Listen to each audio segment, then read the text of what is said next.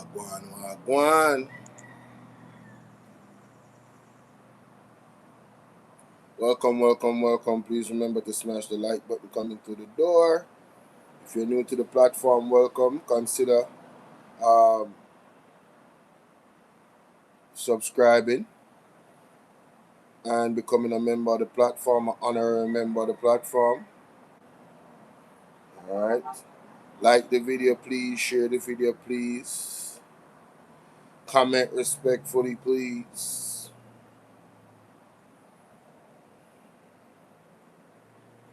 Give me some time here. Let me just share this out.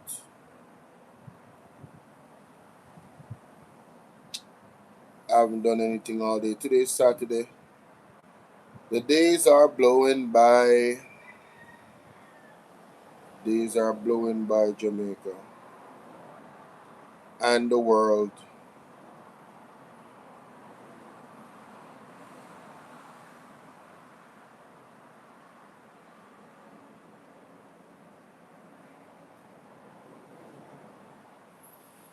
There's a lot going on in Jamaica right now, man. There's a lot going on with this administration. The Andrew Honest administration. The 1 p.m. Hey, yeah. Woo. Mr. 1 p.m. I want to know where. When me hear say 1 p.m. mean. Well, you see it in the title.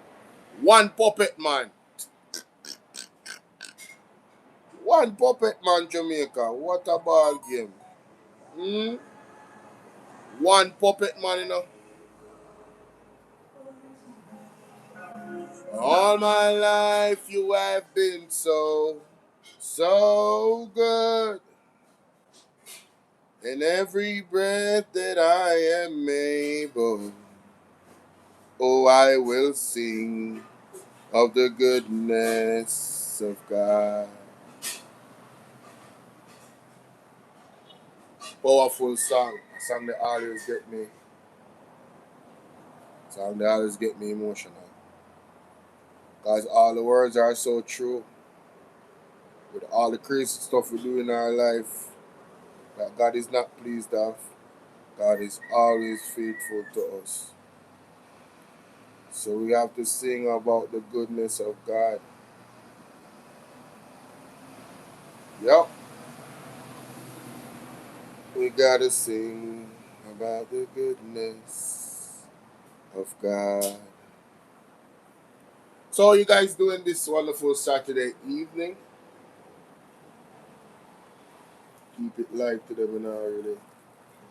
And when I say light, I mean not using my computer or not like that. I just got my phone right here. And I'll be sharing some stuff, man.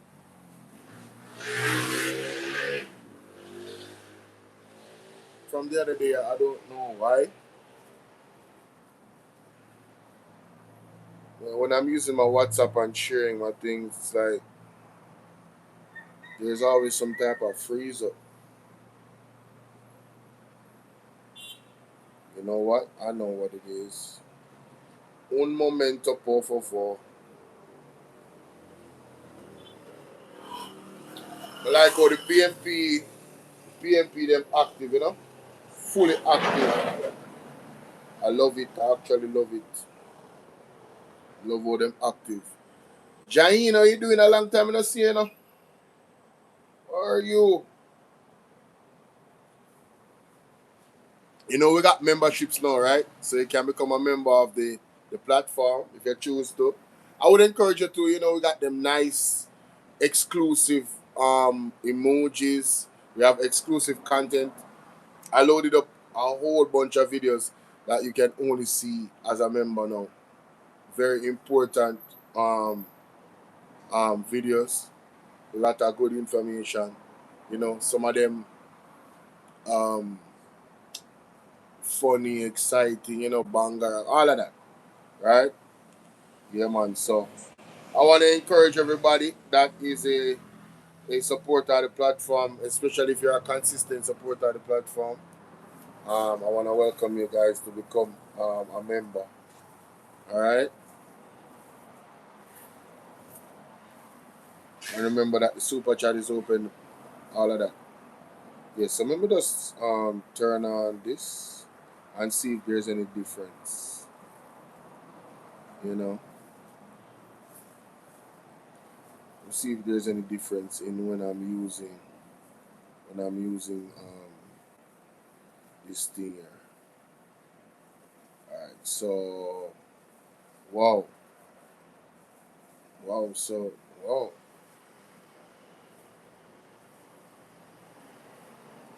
Hey man, tell you no man.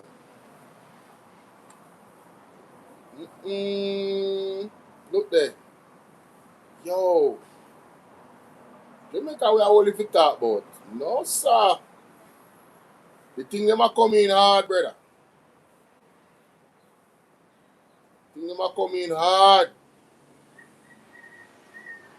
Senator Cleveland Tomlinson on being elected as the Latin American and Caribbean representative for World Bank Group Global Young Parliamentary Initiative. Oh, that's what's up. Shout out to him. Hey, Jain, thank you for becoming a member. Hey, I want you to use up the emoji them, you see? You're the second member of the platform. Congratulations. Welcome, welcome, welcome to the membership. Thank you for becoming an honorary member of the platform, the BVR fam. Yes, big up yourself. Yeah, man. So, here we go, guys. I don't think you can see that. I have to tilt the phone, right? See there? Big up the young man. This is huge. This is huge. PMP is rocking, guys. I'm telling you. PMP is rocking. There are powers that will never forgive Cuba for its humanity. For over 60 years, Cuba doctors have arrived first where the world arrives late. They don't go do business with pain, they go to heal it. Mighty God, our medical cooperation is not a business or an instrument of exploitation. It's solidarity that saves life. Want to hear that? Want to hear that? See it there? 1 p.m., one puppet master. See you look? You see you look different, Jain? You see you look different? And you have your badge beside you. Hey, people, if you don't want no badge beside you, the name on the type. Yes, and explore the emojis, Jain. The emojis, them bad. And big up Nightbot for being consistent, in putting out the messages. Yo, it's a lot going on, man. There's a lot going on.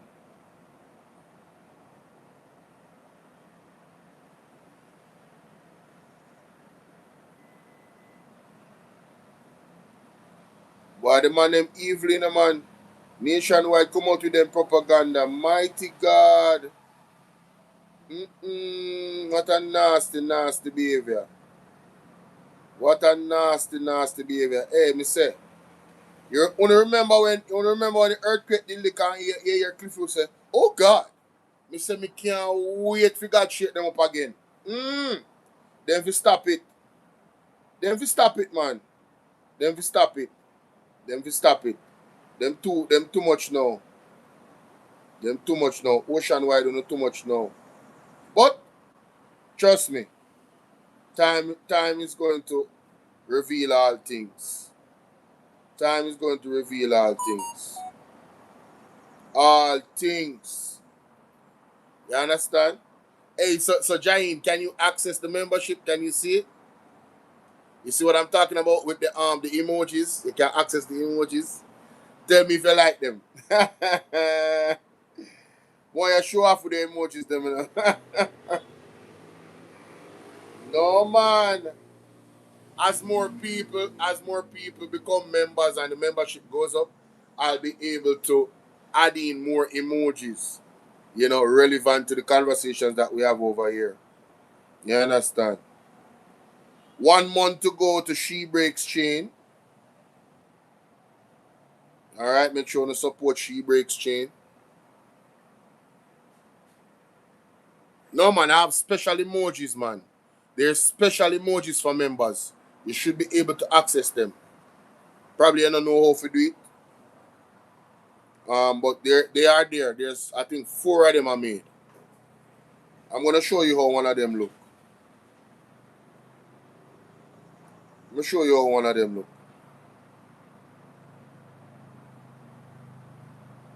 have one with Damien Crawford. Hold on. We have to endorse the membership. See it here.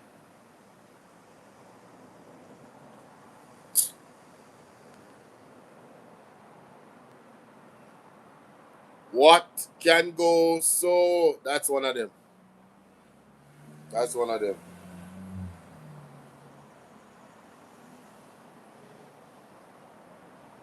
That's one of them.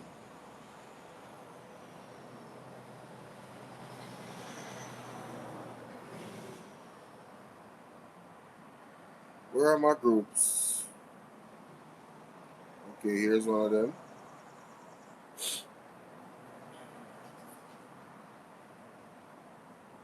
And here's another one.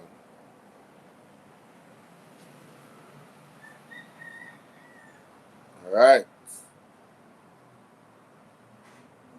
All right, so everybody should be informed that I'm live right now. That is in my groups, in my WhatsApp channel, and all of that. Welcome to the platform, everybody. So, Brother Bolo VNR. The Prime Minister, Andrew Holness, is under severe pressure, ladies and gentlemen. Let me tell you. There's no two ways about that. He's under severe pressure.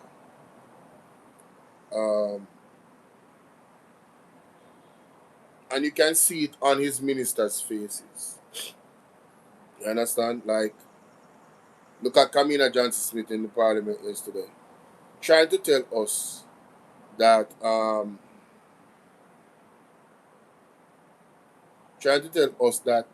their decision to not use Cuba anymore was not influenced by America. You know, that's just a bold-faced lie. Let's call it for what it is. It's just a bold-faced lie, Jamaica. It had everything to do with the United States pressuring them. The visit from Rubio, right? The visit from the Minister of Defense, or the what's his name? This is not Minister of Defense. Something to do with defense, right? All of that. But you know what Andrew did? Andrew Holness did not want to seem like he was totally against the Cubans because he knew how bad it would look. So what Andrew did, ladies and gentlemen, Andrew Holness went to the CARICOM and tried to deceive us. Andrew Holness went to CARICOM and tried to deceive us that, you know, he was with the Cubans and humanitarian aid and all of that. Why? Because it would look so egregious, ladies and gentlemen, that he would not speak on behalf of the humanitarian aid of Cuba, whilst where we would find out yesterday that they have cut off ties with the humanitarian aid in Cuba. And I'm telling you, I'm going to give you guys some serious perspective today. All right? And some insight into that situation. All right? Because the United States and Rubio seem to want to make Cuba appear like a monster and talking about human trafficking and those things.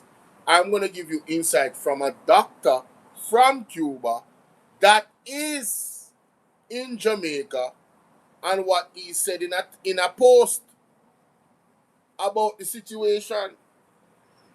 So stick around. Stick around. I'm telling you. A lot to cover today, ladies and gentlemen. A lot to cover today. Alright? Just bear with me, guys. Bear with me.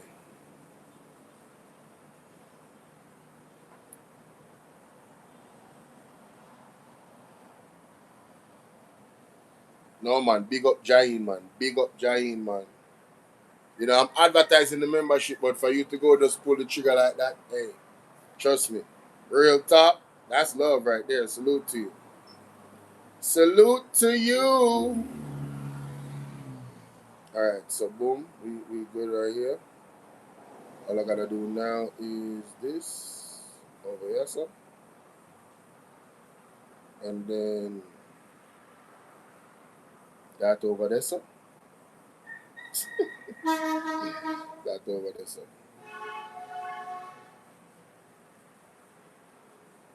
Alright. Okay. Copy that. Paste that. Delete this. Let's go.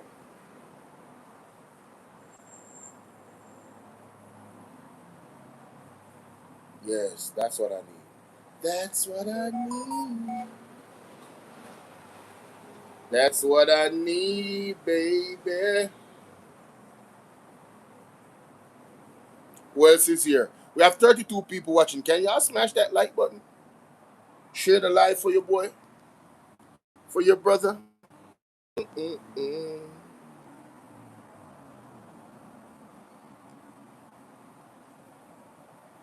If you donate to the Cash App, guys, let me know, okay?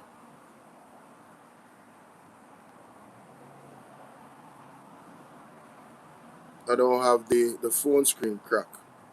So just let me know in the chat. I haven't fixed that phone yet. Alright? Yeah, man. Hey, we got Tammy. Oh my God, Tammy is here. One of my day ones. Tammy, what's up, sweetie? How are you? Selvanev in the building. The man look like a executioner today. Yo, Caroline, what's up? Good afternoon, Bolo. I'm only signing in because I don't have any data and Wi-Fi. That I'm using good comes and okay.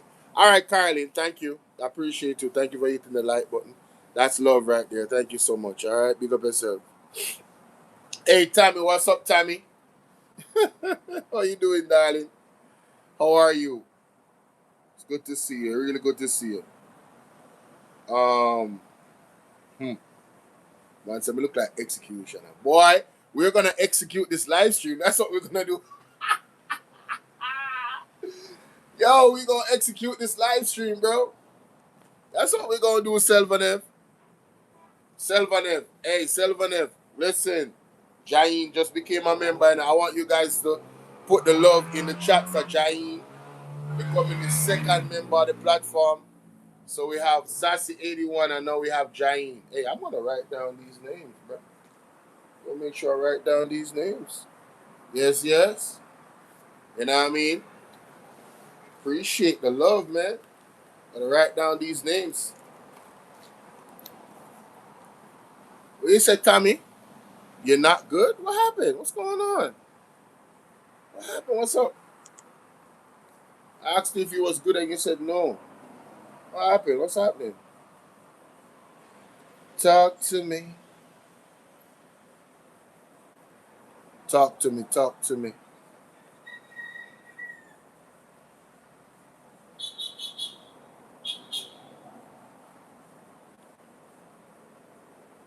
Talk to me. Talk to me.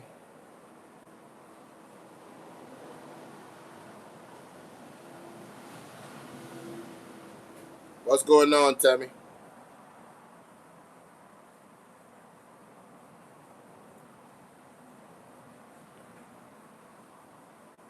What's going on? Thank you, Jain. I really appreciate that, man. Trust me. Really appreciate that. It feels good to be valued, you know? It feels good to be appreciated. All right. So let's get into this.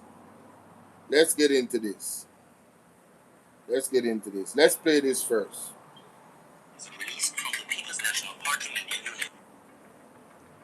This is Dr. Aldaz, opposition spokesperson on health and wellness. The decision by the Holness administration to end more than 50 years of medical cooperation between Jamaica and Cuba is a deeply unfortunate moment for our nation. Very. For over half a century, Cuban medical professionals have served our people with dedication and compassion. In hospitals and clinics across the island, particularly in our rural and underserved communities, Cuban doctors and nurses have provided essential care. Their work has been a powerful example of international solidarity. I acknowledge the government's recognition of their service. However, bringing this partnership to an end is regrettable. This was not merely about filling staff shortages. It was about a shared humanity and a commitment to quality health care for all Jamaicans. This collaboration addressed critical gaps in our system and saved countless lives. History will judge this decision, and it will remember the value of the trust built between our nations over decades. On behalf of the opposition and the People's National Party, under whose leadership this partnership was established, I extend sincere gratitude to every Cuban medical professional who served here. On a personal note, I want to say thank you for your compassion and commitment. The grateful people of Jamaica will always remember your service, which has strengthened the enduring bond of friendship between our countries. For that, our nation remains deeply thankful. At pnp.org. So, I hope you heard Dr. Alfred Dawes expressing how deeply, deeply unfortunate the decision from the Jamaica Labour Party to cut off the humanitarian partnership that Jamaica had with Cuba.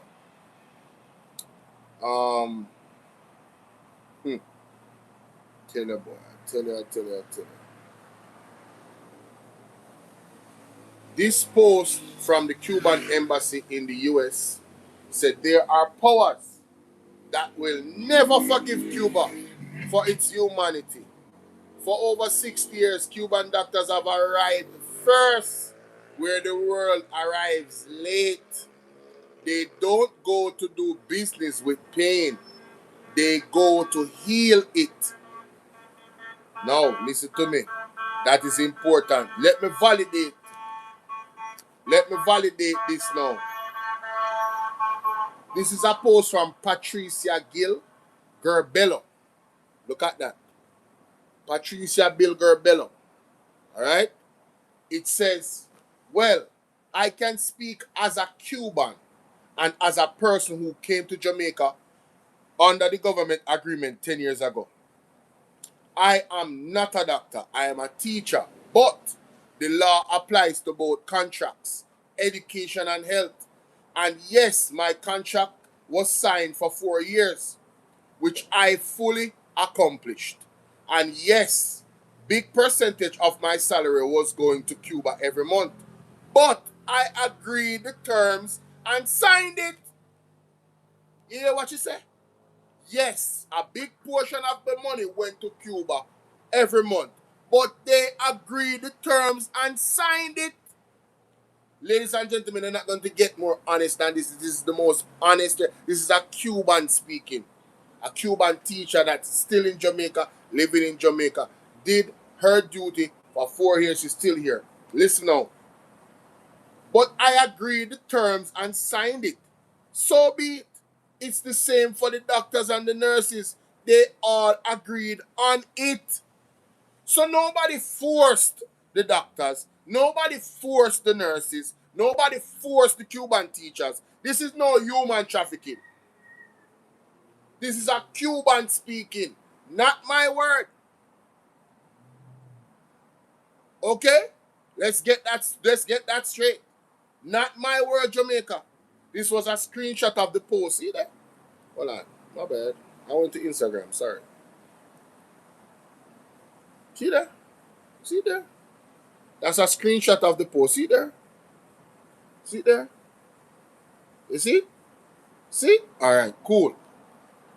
It says that, she says that it's the same for the doctors and the nurses. They all agreed on it. But the big question is Jamaica ready for giving up the Cuban doctors and run the hospitals and clinics where most the Cubans work in? Janet, how you doing? Want to hear the question? The big question is Jamaica ready for giving up the Cuban doctors and running the hospitals and the clinics where mostly Cubans work in? Mostly Cubans work in the hospitals, Jamaica, especially in the rural areas that need it the most. The Cuban doctors and nurses. The person says, I currently live here and trust me, we are going to suffer because no doubt Cuba doctors are the best. Big up my fellow people. Mighty God. That is coming from a Cuban doctor, a Cuban teacher living here in Jamaica and letting us know, yes, we signed the contracts. Nobody forced us to. It's humanitarian aid. Yes. And of course, I mean, for Cuba to continue the program, it has to be funded, yeah? So what Jamaica said they want to do is to cut off Cuban humanitarian aid and then hire the doctor them individually. Where that idea came from? The United States, bro. It's just the truth. It's just the truth. Cuba has sent us aid so many times. Like, they were really the first. They were there before anybody else. And we really, really violated that.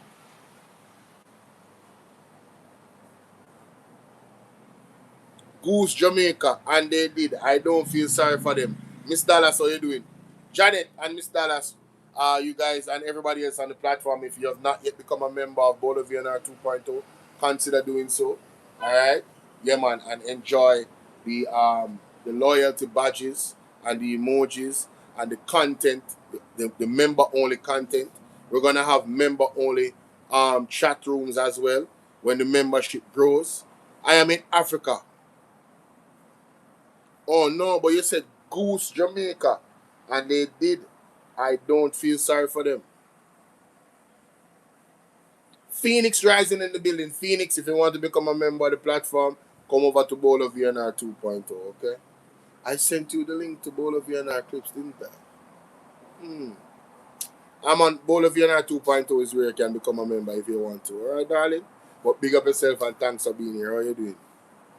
So, the argument of the US that the humanitarian issues and all of that, the people are saying, oh, they say them choose Jamaica. Oh yeah. You're absolutely right. Me feel sorry for my people because the JLP can afford to go to Miami. Exactly. But there's also people that supporting the JLP. And the good is going to suffer for the bad. I'm telling you, it's not gonna be pretty. It's not gonna be pretty. And you know, Ishmael, shout out to Ishmael. Ishmael made an argument yesterday about, the young man, unfortunately, in St. Anne, in Ocherios, at Ocherios High School, that that died. He got a hit to his head, went to the hospital. I mean, the MRI machines, I mean, state of the hospital is in a real, like, man, listen. And he's blaming the government for that child's death. Who can blame him? I can't. I can't blame him. I can't blame him at all. You know what I need? I need the Bluetooth speaker.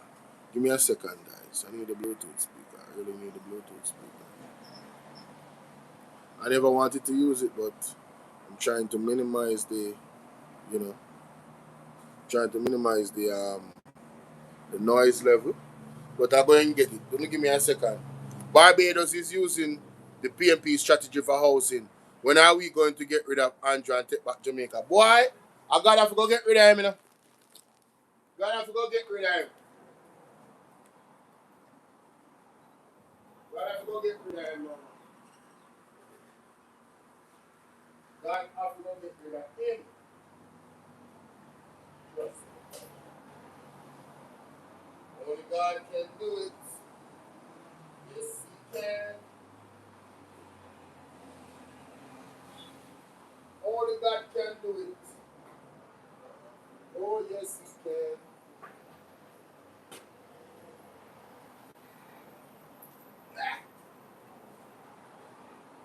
I come in, my people. I come in.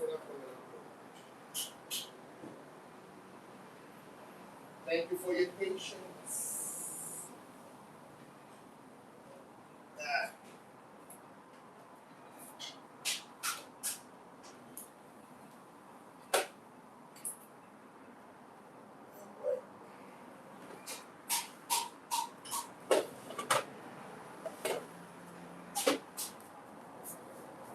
All right. Yeah, man. Yeah, man. Yeah, man.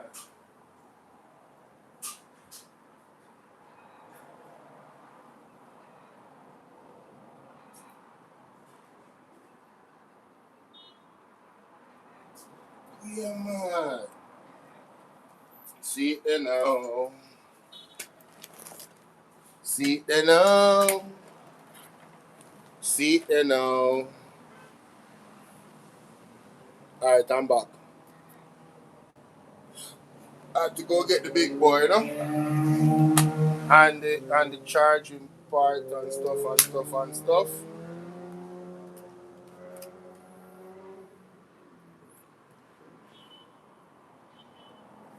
Plug it in, plug it in.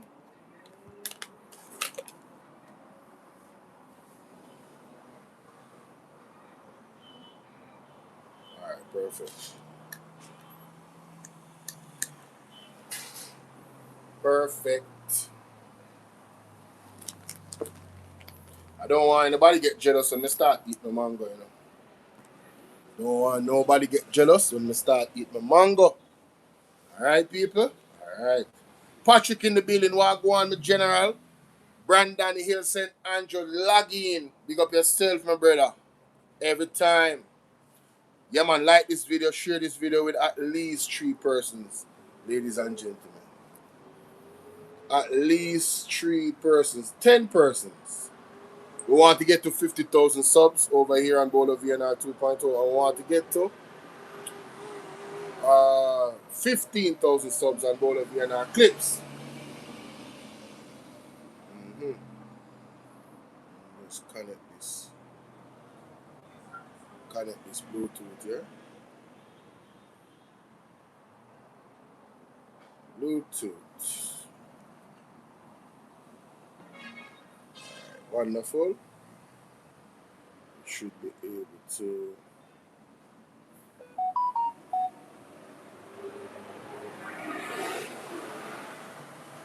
Should be able to connect. Anytime this phone is an old phone, you know, so anytime it just come on, I connect already. Perfect, wonderful. Alright, let's go to Facebook now. Let's go to Facebook. A lot of things going on today, yeah? Thank you so much, Miss Dallas. I appreciate that. Appreciate that. Thank you. I would love to do more, to be honest with you, you know. Um, I want to be more effective. I want the platform to expand. Sefu, how you doing? Yeah, man. I want to reach a whole new audience. Yeah, you know.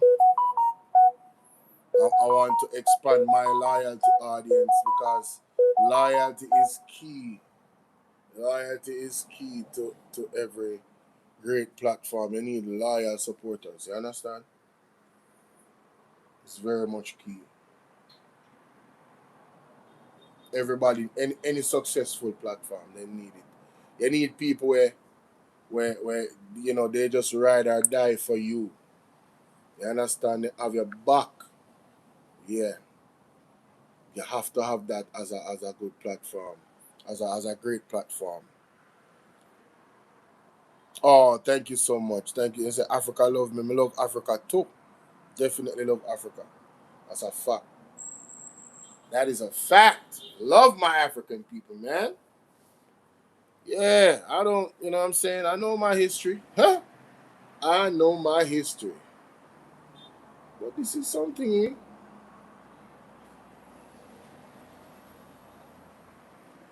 Why did my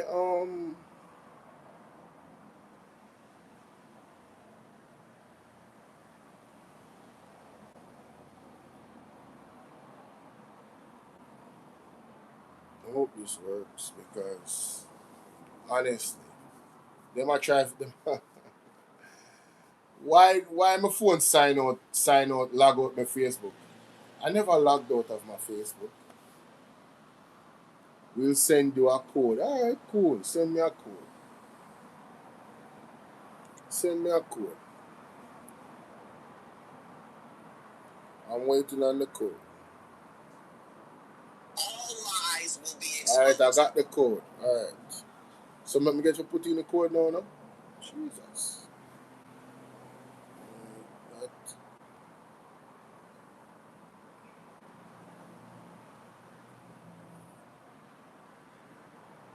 Nobody else don't use the phone, but the phone sign out on my Facebook. Can you imagine? Sefu say big up night, but Sefu, if do you see an option to become a member? If you see an option to become a member, I don't know where you're at, if you're in Jamaica or foreign, but if you see an option to become a member, I'm encouraging you to become a member of the platform. Alright, my brother? Karen, how you doing? How are you, my sister? Bless up yourself. Rotted. So Darrell Vaz in a parliament. Is a release from the People's National Party Media Unit. Yeah, here we go. Here we go. I am extremely concerned about the growing inconsistencies and uncertainty surrounding the government's park road rehabilitation program. Recent statements by Minister Robert Morgan regarding the scope and progress of the program appear to contradict previously published budget estimates and earlier commitments made to the Jamaican public. The timeline and scope of the program have shifted significantly. While Spark was originally presented as a relatively short-term initiative, with the project duration being from January 2025 to March 2028, recent information from the estimates of expenditure suggests that the program implementation may now extend as far as 2030. There is also confusion regarding the actual scale of roadworks to be undertaken under the program. Minister Morgan indicated that Jamaica has approximately 26,000 kilometers of roads, yet Spark will only address 1,200 kilometers according to the minister. I also note that this figure even contradicts what is in the book for the estimates of expenditure, because that figure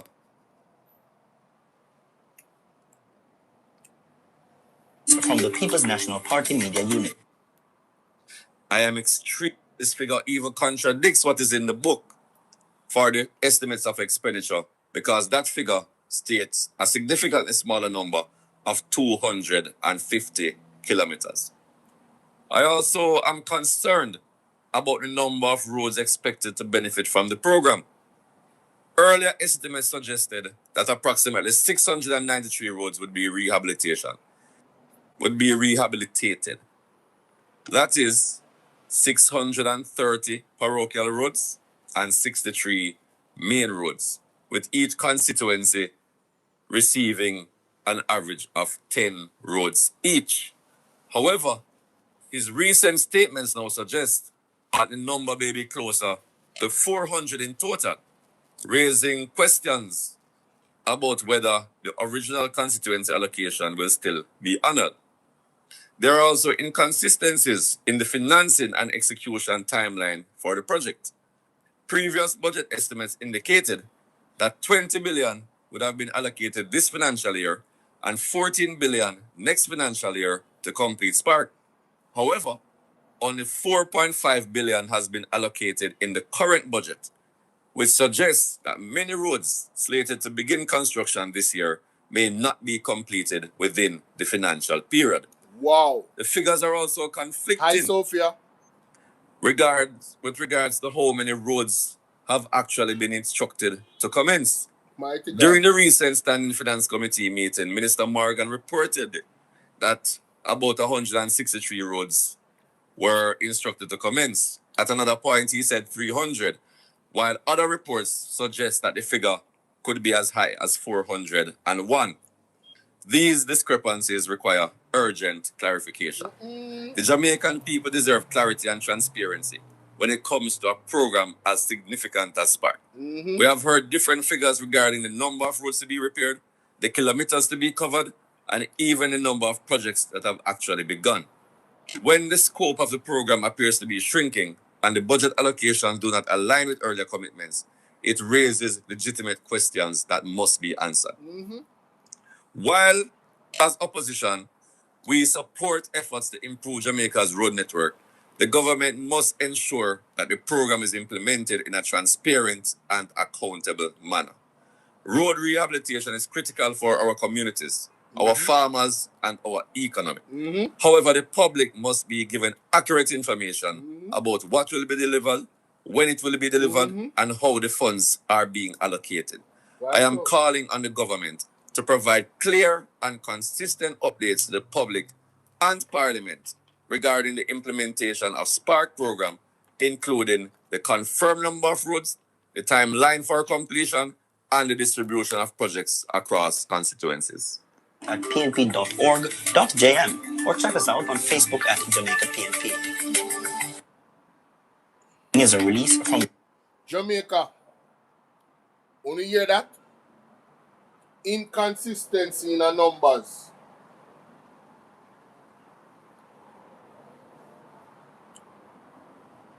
Me tell you, know. Let me play it. Let me play it. Hey, God's word have to come to pass. You see God's word have to come to pass. Let me play it. Because all of this will happen now. This can cause your video to be getting low view. Or this one. I will show you how you can turn up your settings before you make any post of any. Oh, have mercy. Phone slow, yes, man. Alright. Let me go to this, ladies and gentlemen.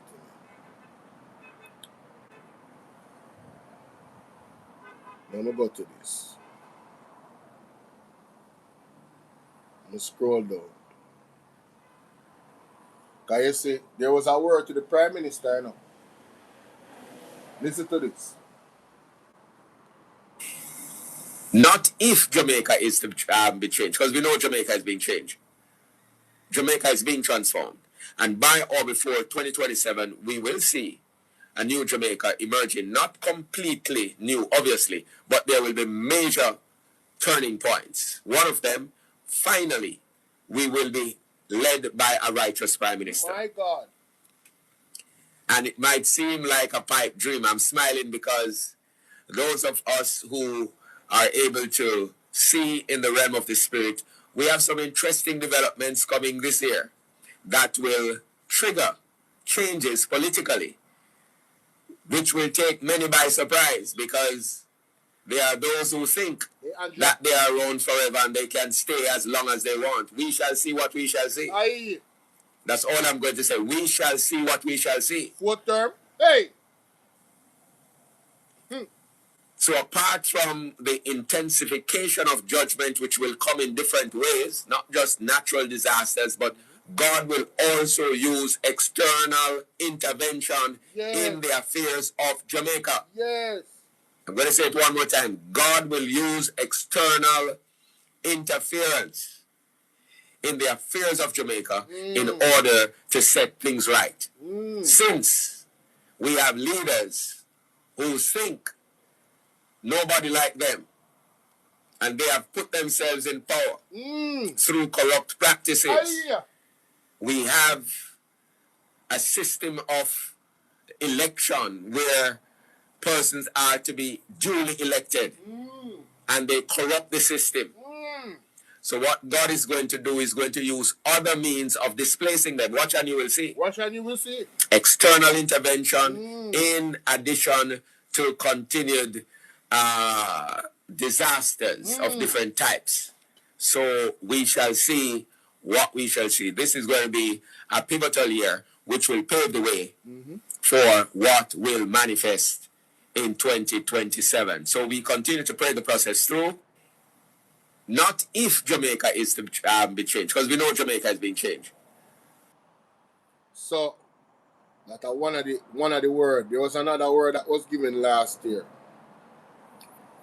while he was in church for the Prime Minister. Hey, yeah, man. Tell you that, man.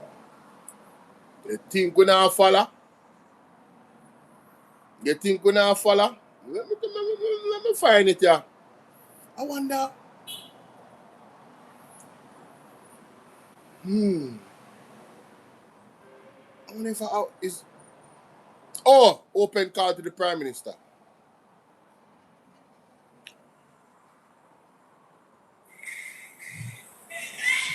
So woe be unto those who are partnering Ryan Campbell, what's up? with the revivalists, partnering, hallelujah, with the Rastafarians, partnering with the New Agers in the so-called interfaith collaboration. The Lord says, I am not a part of it. And I shall show open signs of my displeasure, said the Lord. Again, count 40 days from October 28th, when Melissa made landfall. The Lord says, watch my hand, watch my finger as I move across this nation. And so this again is an open call to the Prime Minister of Jamaica. Remember, the prophetic word is that your victory shall be a Pyrrhic victory. And if you think you see turmoil and hardship and difficulties, you ain't seen anything yet, said the Lord. For the longer you take to comply with my instructions, the more difficult it will be for you to govern the nation. The Lord says, I will make your brief tenure, hallelujah, that's very interesting. I will make your brief tenure tenuous, said the Lord. Tenuous and painful, said the Lord. You still have the chance to listen to my voice. The Lord says, I have exposed you to my servants of the Lord over the years. You know the authentic vessels of God. Align yourself with them so that I, the Lord God, can extend grace, mercy, and favor to you so that you will be able to navigate or lead this nation through this moment of unprecedented crisis. The Lord says, worse is up ahead if Jamaica does not turn.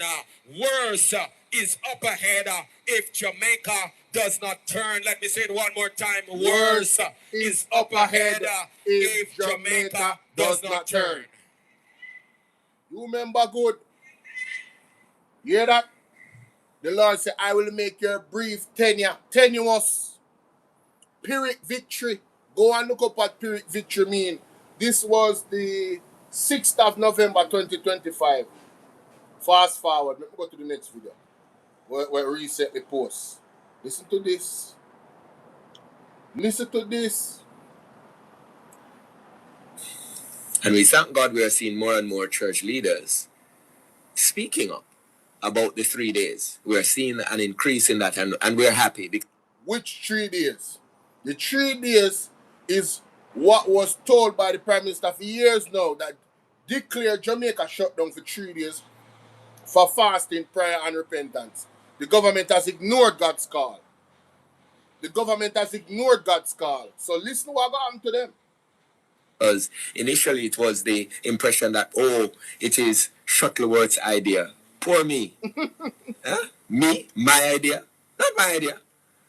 So more and more as I'm seeing others, men and women of God, waking up to the reality and also daring to listen. They are now coming forward and said it's 3 days. Yes, it is. And the Lord had made that clear some years now. Years. And we will continue to say it because that's what the Lord requires. Not some little prayer breakfast here and prayer breakfast there, or person saying, oh, we're going to be wearing black and we march. No, that's not what is required.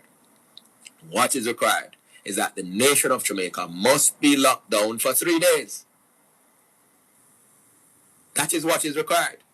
I call it. And then, as a nation, we will move the heart and the hand of God to extend mercy and to shift things and reset things in this island of Jamaica. Failing that, we will continue to see conditions deteriorating in Jamaica. Yes. Through different types of adversities. Yes.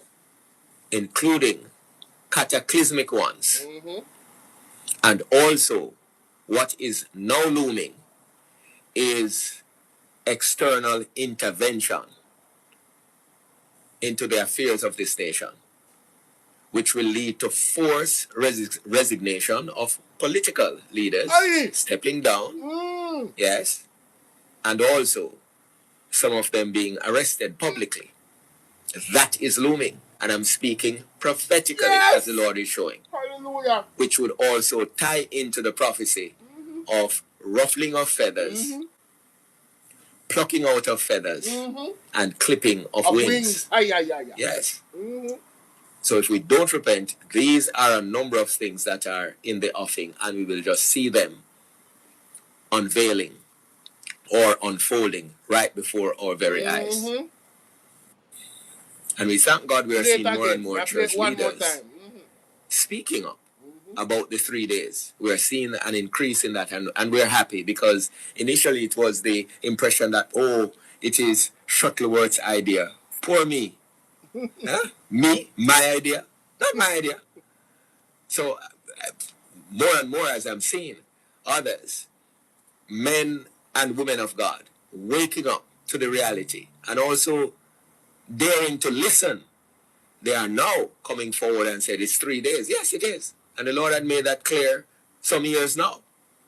And we will continue to say it because that's what the Lord requires. Not some little prayer breakfast here and prayer breakfast there, or person saying, oh, we're going to be wearing black and we march. No, that's not what is required.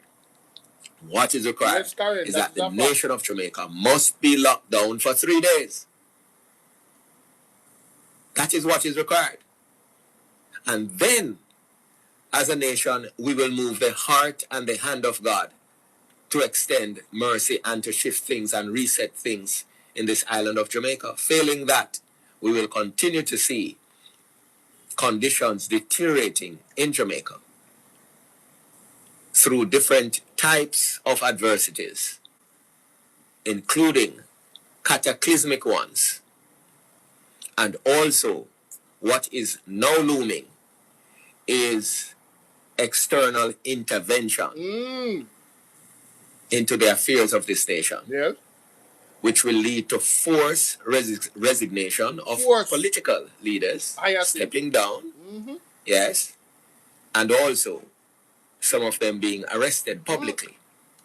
That is looming, and I'm speaking prophetically as the Lord is showing, which would also tie into the prophecy of ruffling of feathers, plucking out of feathers, and clipping of wings.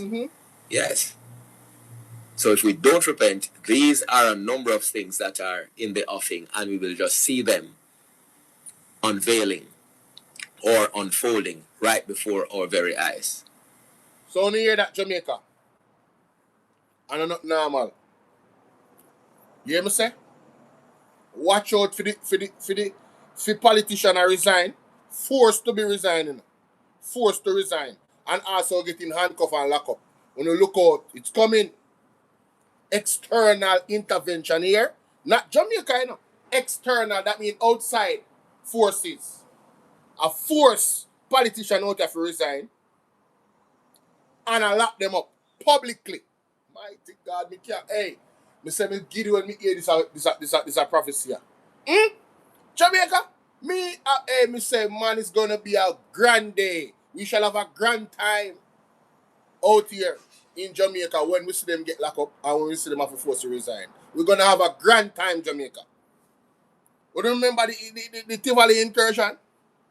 We don't see what happened to your leader. Well, I think it's gonna be 10 times worse this time. You remember good. Me say, hey, Father God, thank you with us. I'm patiently waiting. I am so happy. I am telling you, Father, we needed your intervention. We've been praying for it. And a lot of people have been praying for it. And it's coming. It's coming. You understand? Let's get back to this now. Let's get back to this on Facebook. And for as more people come in, I'm going to play back those 3 tapes, those 3 videos of Shuttleworth and the Prophetic about what is going to happen to these politicians in Jamaica. So, I want to share the live with 10 people. Tell them to come over here. Tell them to come over here. Bolo live. Alright, so here we go. Is a release Right from now. the People's National Party Media Unit. This is Senator Donna Scott Motley, Yes. opposition spokesperson on foreign, regional, and diaspora affairs. Right. I am calling on the government to provide a full and detailed explanation to the Jamaican people regarding its decision to terminate the long-standing medical cooperation agreement between Jamaica and Cuba. For 5 decades, this program has been an established part of our healthcare system. Cuban doctors and medical professionals have served in hospitals and clinics across the island, helping to fill critical gaps in medical staffing. An arrangement that has supported Jamaica's healthcare for half a century cannot simply come to an abrupt end without the Jamaican people being given a clear and comprehensive account of what has led to that outcome. The public must also be informed of the practical implications of this decision. Yes. The country must be assured that there are clear and effective plans in place to maintain continuity of care, Right. particularly in facilities where Cuban medical professionals have been providing important services. Yes. This is a matter that goes directly to the functioning of our healthcare system and the well-being of the Jamaican people. The government has a duty to provide clarity on both the reasons for this decision and the arrangements that will now replace this important partnership Bingo. of 5 decades. Bingo. At pnp.org.jm. Or check Hey, us. let me tell you something. This is not going away. If the Jamaica Labour Party thinks them ousting Cuba is going away, they make a sad mistake. The Cubans have been too important and too good to our healthcare system for well-thinking Jamaicans. And you see all of the Labour them where support the nonsense.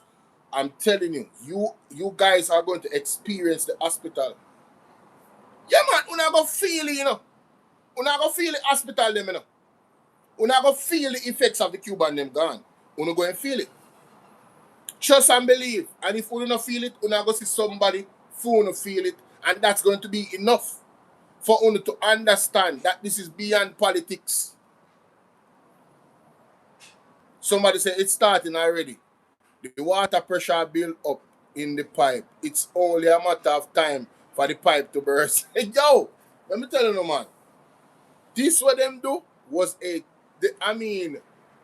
I'm not saying that they had any choice because me know say Andrew one is compromised the one puppet man because me dey na Perry in Christ. I know me always have to give people them credit. Me dey na Perry in Christ chat last night. And me see somebody I don't remember is who. Say 1 p.m. mean one puppet man. Me say, yep, I'm taking that. That's a fact. One puppet man. Anytime you hear anybody coming out on the chat and I talk about 1 p.m., yeah man, one puppet man. Mr. Puppet. Andrew Honest. Big bad and puppeteering. Big bad and puppeteering. Can't stand for nothing. Can't decide, say, yo, listen, what is best for the Jamaican people is the Cubans to stay and we are work with the Cuban them. No. Where's say Ishmael give me name? Alright, big up Ishmael. Alright, big up Ishmael. Big up Ishmael. Big up Ishmael. We never know. We never know. We never know. But listen to me. On a serious note though, it's gonna be very, very devastating. It's gonna be very, very devastating, ladies and gentlemen. Unfortunately, sometimes the good suffer for the bad too. You understand? Because our healthcare system is operating at a capacity of 30%. Did you guys know that? Our healthcare system is operating on the capacity of 30%. We have a brain drain that has continuously gone on, and the government has not done things to fix the issue expeditiously, quickly. They have been dragging their feet to this issue. Now, they have made decisions in the past that have made it kind of crazy for them right now. Like telling the nurses if they want to go, them can leave. Well, the nurses, them left and them gone and them not coming back. Tough than talking about, oh, yes, we are encouraging y'all to come back. Come back to what? Come back to what? And then on compound the situation, exacerbate it, right? Made it worse by sending away the Cubans then, and cutting off the contract completely. Disrespecting the Cuban government to the point that the man said, no, come on. Brigade, we done with Jamaica. The man them cried shame on Jamaica, you know? Ladies and gentlemen. They cried shame on Jamaica, you know? I'm telling you. What's the capacity now, like how the Cubans gone? Mighty God, that's a good question. Listen, generally, we were operating on a 30% capacity as far as I was informed. Right? Because I was listening to Mystic Sensation last night, and he said under Mama P, Jamaica was operating on a 70% capacity of professionals in the healthcare system. Right? And now the budget, and he was making the point that the budget at the time was $64 billion. The budget has now increased to $147 billion. And the capacity has gone down to 30%. And I don't even know what the capacity is now that the Cuban then gone. So imagine you have to go use the medical services. Right? And you need certain specialized treatment. Specialized surgery. All the things that the Cubans actually treat that way. That way. All the things that the Cubans specialize in. Right? I know we don't have them, and there's no. It's not like Jamaica. The Jamaican government was thinking ahead and said, all right, we know we're not going to use the Cubans, so let us secure other health professionals from other places to supplement their vacancy. Jetline, what's up? Jetline, they need to be clear on that, They need to tell us if it's the Israeli doctors and nurses they're going to use. And what is that cost in Jamaica? What does that agreement look like? We need clarity. They have us out here, Bolo, at 10%. It's no Lord of mercy. Then, but hold on there.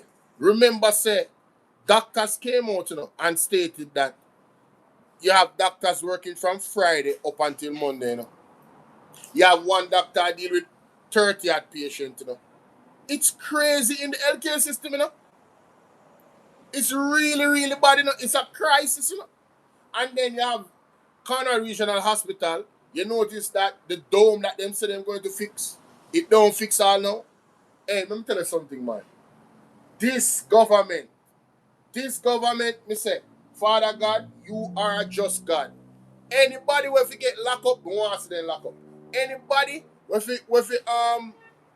if we get run in terms of being forced to resign, we want them forced to resign. Anybody we're supposed to pay back Jamaica some money, we want back with money. Father God angry. You're a liar, you're the judge, you're everything. Deal with it through Father God. Deal with it through. Deal with it through. Because the man will mash up Jamaica. The man will mash up Jamaica. East from the People's National Party Media Unit. I am extremely concerned my about the growing inconsistencies and uncertainty surrounding the government. Is a release from the People's National Party Media. The People's National Party Media Unit. This is Philip Horwell, opposition spokesman on energy and telecommunications.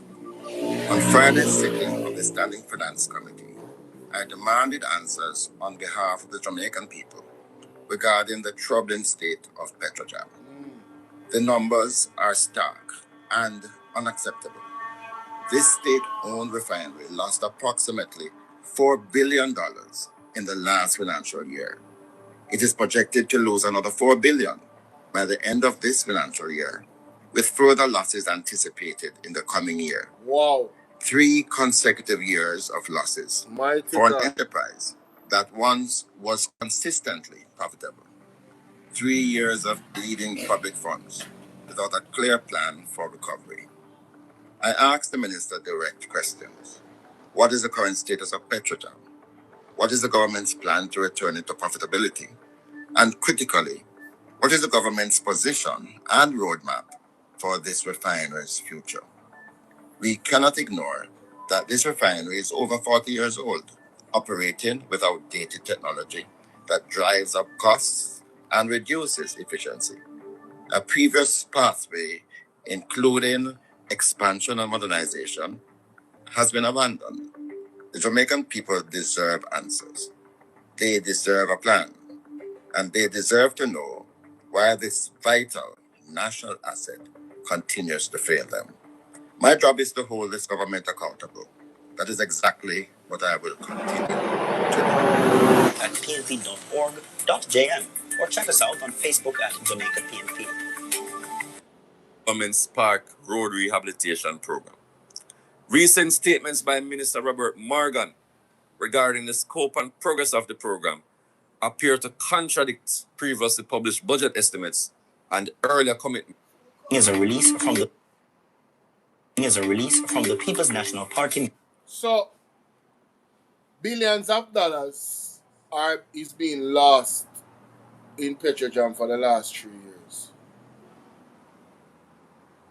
Billions.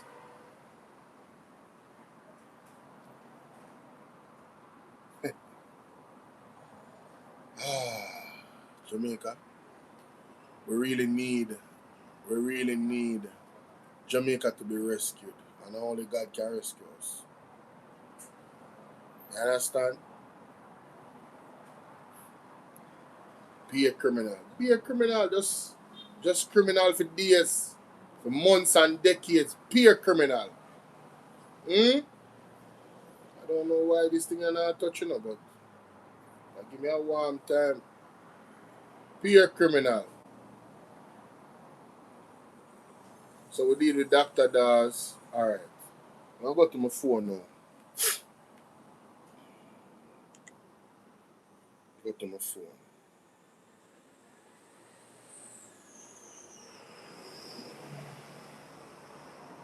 Okay. Miss Burchell. Where is this? Point you to page 5. Okay, this is Mrs. Burchell's page on Facebook. Let me go to that. Oh, yes. Keisha Burchell at them. Hey, me say whole government under pressure from the PMP for the last 2 days. Me say Miss Keisha Burchell what's she name? What's she name? Size 14. Me say size 14. Hey, size 14 under pressure. Uri Clark under pressure. Desmond Mackenzie under pressure. The Minister of Health under pressure. The one of them under pressure, you know? You come like them dread this idea. Like, why this day had to come? When we all had to really answer questions from the People's National Party. Hey, me know why nobody come tell me say PNP now work. Wanna go away. Stop it. Because you see question them with the PNP raising. If it wasn't for them, enough of we wouldn't even know about these things. A lot of us wouldn't even be aware that these things are an issue because we don't know the intricacies of how things work. So we should salute the People's National Party. Salute them for being on point.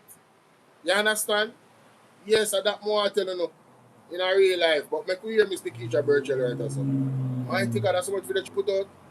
Make we hear that one. Speaking specifically to the NAA's rehabilitation program, 19,000 C, thereabout. In the instance of South St. James, which is a landlocked constituency, and following the arrival of Hurricane Melissa, the major access way into the western part of South St. James has been cut off at Spring Mount, which is in east central St. James. And I'm looking through this to see if there's any allocation for Spring Mount, because that has to be rerouted. But in the meantime, the bulk of the traffic now goes through the other minor access routes into the constituency. And the constituency remains locked off significantly because of the condition of the road. So the route of it to Maroontown Road, the Kempshot through Hampton Road, the Retrieve Main Road, also the Niagara to Montego Bay Main Road has been totally damaged. So right now you have a landlocked constituency that has no good road, not one good road that can get the people in and out of the constituency. I'm asking if under your emergency procurement or whatever process you have, if you will be allocating some money towards the improvement of these roads. You also mentioned 3 bridges that you're looking to prioritize this year. I'm wondering if the Seven Rivers Bridge is one of those, because it is threatening the lives of the residents who live across the road. Yes, I can confirm that the Over River Bridge is one that we will be working on in St. James. And also we will be I don't think we can bring back the Spring Mount Road. There's money in the budget to create an alternate route around that area. As it relates to the other roads, over the next several months, we will be trying to intervene in as many of them as possible to see how we can improve.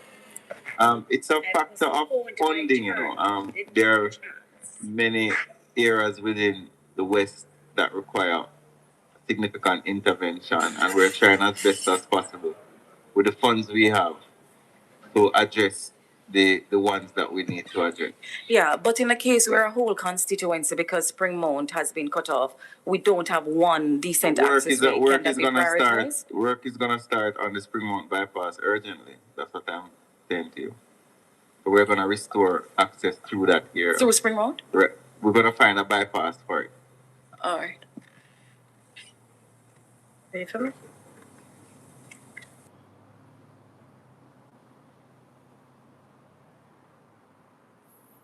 So, Keisha Birchall at them was South St. James. Hey, me know say people have don't love her because she not play. Anytime she come Parliament, any opportunity she should get. South St. James, the issues them about South St. James have to bring up. You remember good? Why did it do that? Minister, and thank you to your team. Right. Minister Morgan, thank you, Minister, and thank you to your team. I want to bring your attention to page 40,013, which speaks to disaster preparedness mitigation, specifically Hurricane Melissa relief and recovery. I believe $10 billion has been allocated to assist with this effort. I want to know from where you are, Minister, first of all, if you're satisfied with the pace at which the housing support has been reaching those desperate families in the hurricane-ravaged parishes and constituencies. Good question. Secondly, are you prepared to give a commitment to Jamaicans who lost their homes and properties during Hurricane Melissa, that they will be given some support from the government, whether within this 10 billion or from elsewhere in your budget, to help them to get back on their feet, whether or not they've been assessed as yet by the ministry team. I know that the team has been out there trying to assess as many people as possible, but daily I get reports from communities where they have not seen anyone yet, or they have not been entered into the database. So I know that there was a cutoff point. I want to know if you will be, that's not an MP's role, member. And, but Minister knows this, but he can brief you after. Right, Minister, so. Damn! Yes. Point you to page 5. I want to bring your attention to page 47. Well on there. Them don't know Nikisha Burchell is not the one. They don't know Nikisha Burchell sharp. Listen, I love this lady. Let me tell you something. These people don't want to see me in a parliament. I have the same energy as Nikisha Burchell. Yeah, man. In a real time, may I check you. That is not the role of the MP. Get your facts straight if you don't know what you're talking about. Get away with all these derogatory things. Can't remember, you know. Mommy, when you come back, more do something for me, yeah? Yeah? When you come out of the room, right? Yeah.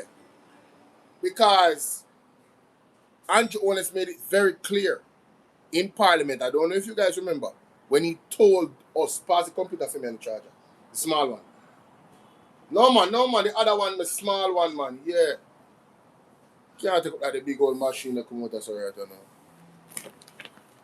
Andrew Owens made it very clear, ladies and gentlemen, what the role of the MPs are, what they are responsible for, what they can and cannot do. Because remember, he kind of put Isaac Buchanan and tried to son him in Parliament, saying, oh, you know, you are young and all of this. You remember Jamaica? You remember? Oh, him young and he will learn and all of this and what the MPs are responsible for and what they're not responsible for. Well, we know what the MPs are responsible for. So I don't know why the people them over the JLP side come like them forget when them there in a parliament. I love this lady. Nikisha Burchell burn them out. Burn them out. That's why them come to parliament and ask you, the minister. 2013, which... That's why they come to parliament and ask you, the minister, with responsibility. That's not an MP's role, that is member. It. That is it. And, but minister knows this, but he can brief you after. Right, minister, so... Yes. Responsible Minister Charles, can we give an assurance to those who still live under zinc roofs and tarpaulins that even if they are not yet in the database, they will be somehow captured by this 10 billion or otherwise? And also, second question, if you have not yet received a text message from the ministry for assistance under the roofs program, how long should you wait before you go to the NIS office for further instruction? Because the vast majority of persons have not yet received their text message. Thank you. I want to thank you, member. This issue is beyond important. And I know as a fact that you are in a constituency that has been heavily impacted. And you, as a member of parliament in that area, would be laden with a burden that others might not appreciate. I want to say to you that the government has implemented, based on very deliberate and strategic decisions, a system that is accountable, is equitable, and that affords everyone that has been assessed and verified an opportunity to receive a benefit. It may not be under roofs, which is the $10 billion that you see here, but it would be a benefit under one of the 6 elements of the shelter recovery program, which includes the government-led repair, where JDF may go in and actually bring material, bring labor, and fix your roof. Once you have been assessed and verified, it is our intention that you will fall under one of those elements. Now, the issue has to do with assessment. And I know that there are some persons who say they have not been assessed. And I say that in that way, very particularly, because when we do the assessments, a part of the verification is to send that listing to the spatial data experts for them to do an overlay, what we call cleaning of the list. What we have found is that you have, for instance, persons who may have one name from one individual in multiple households, and that is not permitted.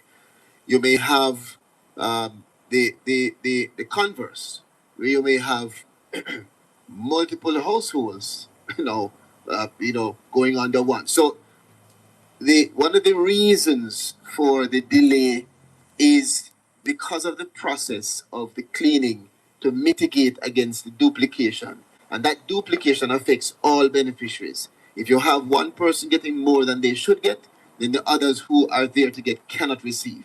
All right, so we have a process, MP, and I want to assure you that it's a process which we have gone far and wide in trying our best to get as many persons assessed. Anytime you hear one labor rights say far and wide, I lie them at them. Anytime you hear one labor rights say far and wide, remember when Andrew wanted to say far and wide, lie them at them.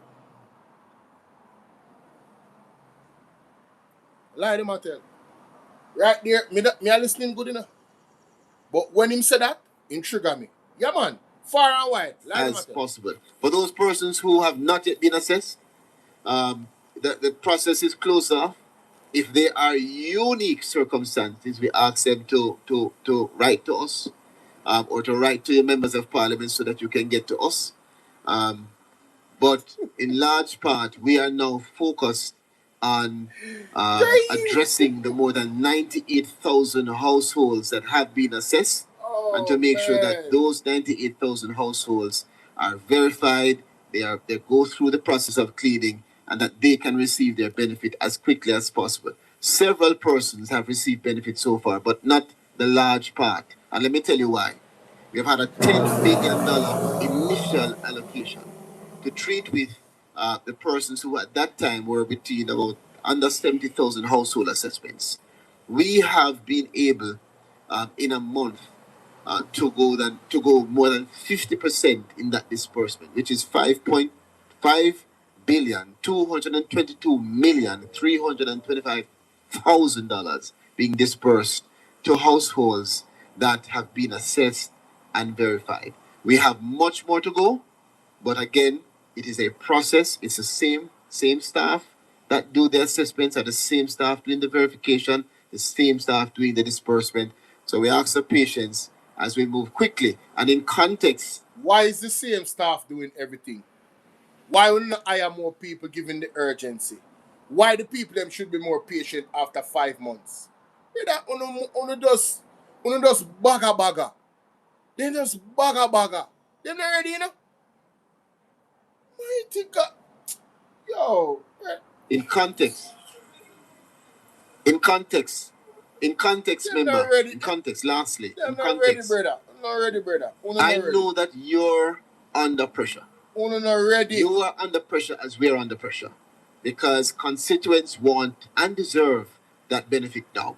I want them who are listening to understand that in other countries, it's taking 3 to 4 years for completion of disbursement. In Jamaica, we have started, based on instruction of our Prime Minister, within 2 to 3 months, and we have almost half the initial allocation within a month. So we are on our way. Again, I will never use the word. Yes, those 5.2 have received their code, their text message, their prepaid card in different modalities. For some. For some. But those are issues also that we are working through. It's the first time we've ever done it this way. We're trying to become more efficient. With that efficiency comes some issues, but we're working through real bagga. I'm connect to my computer, yeah, man. Real bagga government. Real bagga government.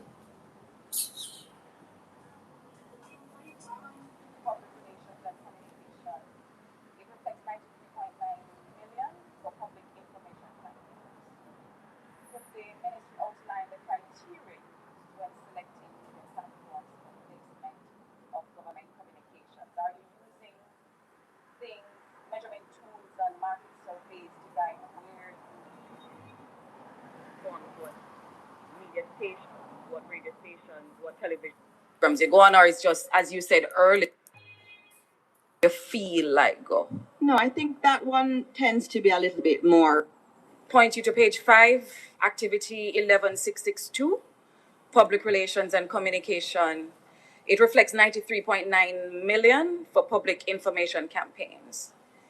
Could the ministry outline the criteria used when selecting media platforms for placement of government communications? Are you using things, measurement tools and market surveys to guide where you go, what platforms, what media stations, what radio stations, what television programs you go on, or it's just, as you said earlier, in education, where you feel like go? Good question. No, I think that one tends to be a little bit more studied than that, right? Because we all know which stations everybody listens to. And so as much as possible, you want to get as many people listening to your message as possible. And so you go where they are.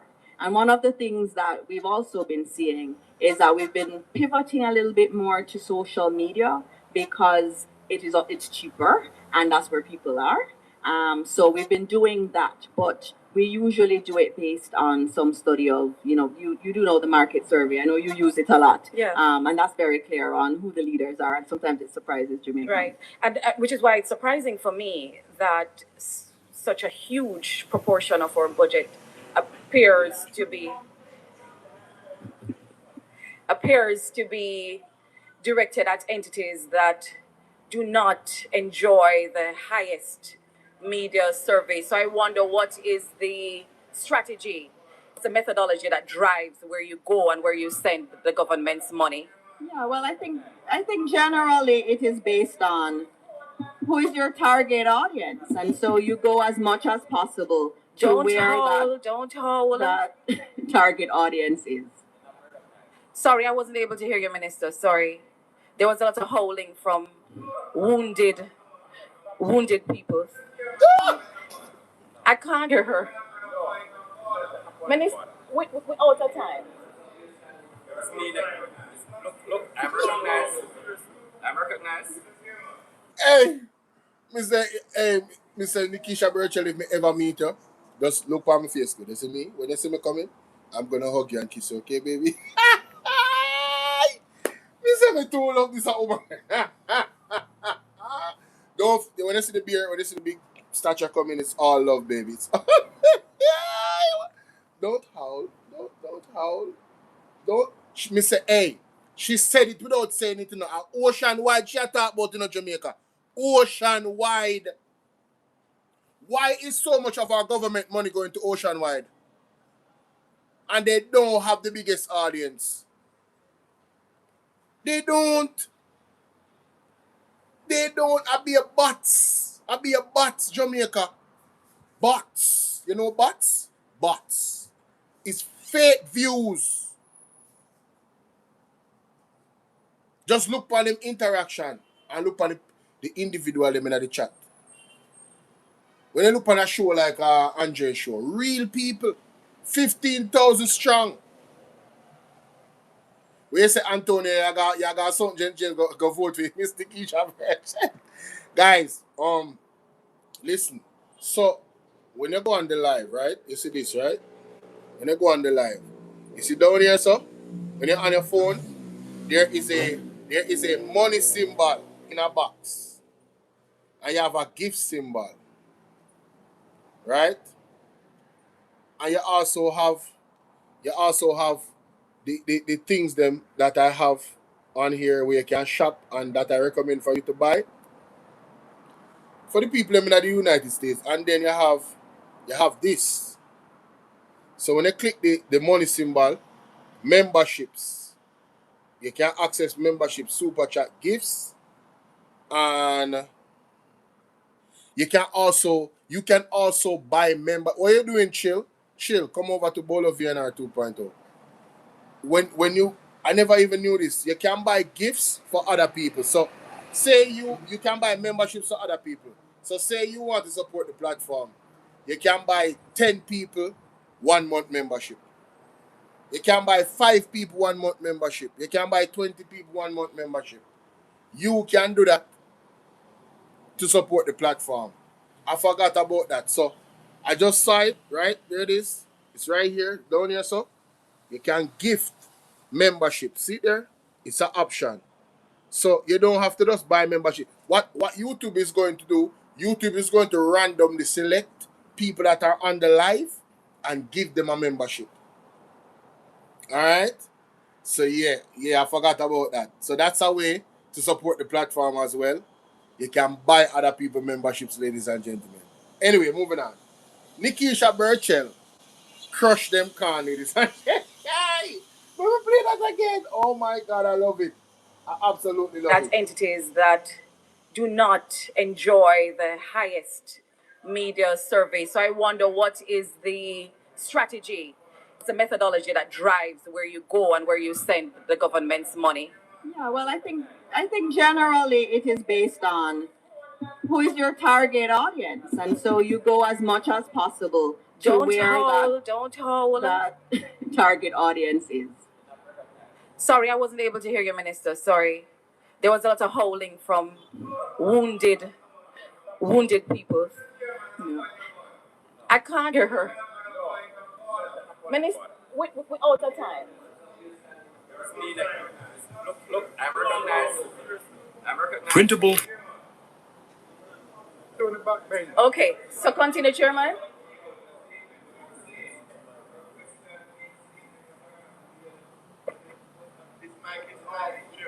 Yes, they might have been available.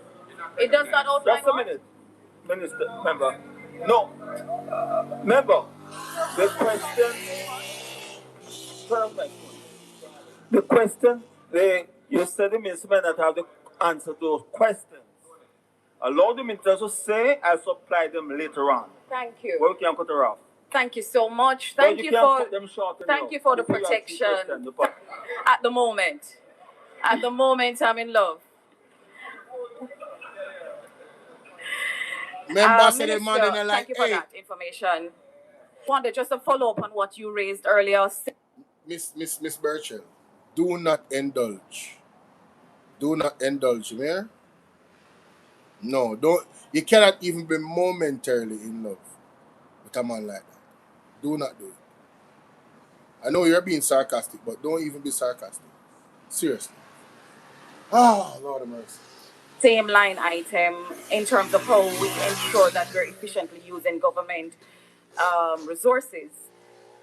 Are there eligibility criteria governing the media entities that receive or placement? Do we look, for example, on whether or not entities are compliant with their statutory obligations and stuff before we spend our government resources with them? In terms of, I thought your question was really. Hold on. In other words, are we checking to see if them are pay them tax? People don't put some fire emoji in that chat. No. People wanna put some fire emoji in that chat with some orange heart for Miss Nikisha Burchell. You see the way how she framed that question? Are you paying your taxes? You pay your tax? Are you paying your taxes? Do we check to see if the entities that we are giving our government, and it's a legitimate question, do you check to see if the people them we appear to advertise with is actually tax compliant? People, she never said it that way, but that was the exact question. That was what the question was intended to find out. Mighty God, let us hear that again. Big up Miss Nikisha Burchell, this lady. Oh my God, she make my blood bubble, ladies and gentlemen, in a beautiful way. Resources. Are there eligibility criteria governing the media entities that receive or placement? Do we look, for example, on whether or not entities are compliant with their statutory obligations and stuff before we spend our government resources with them?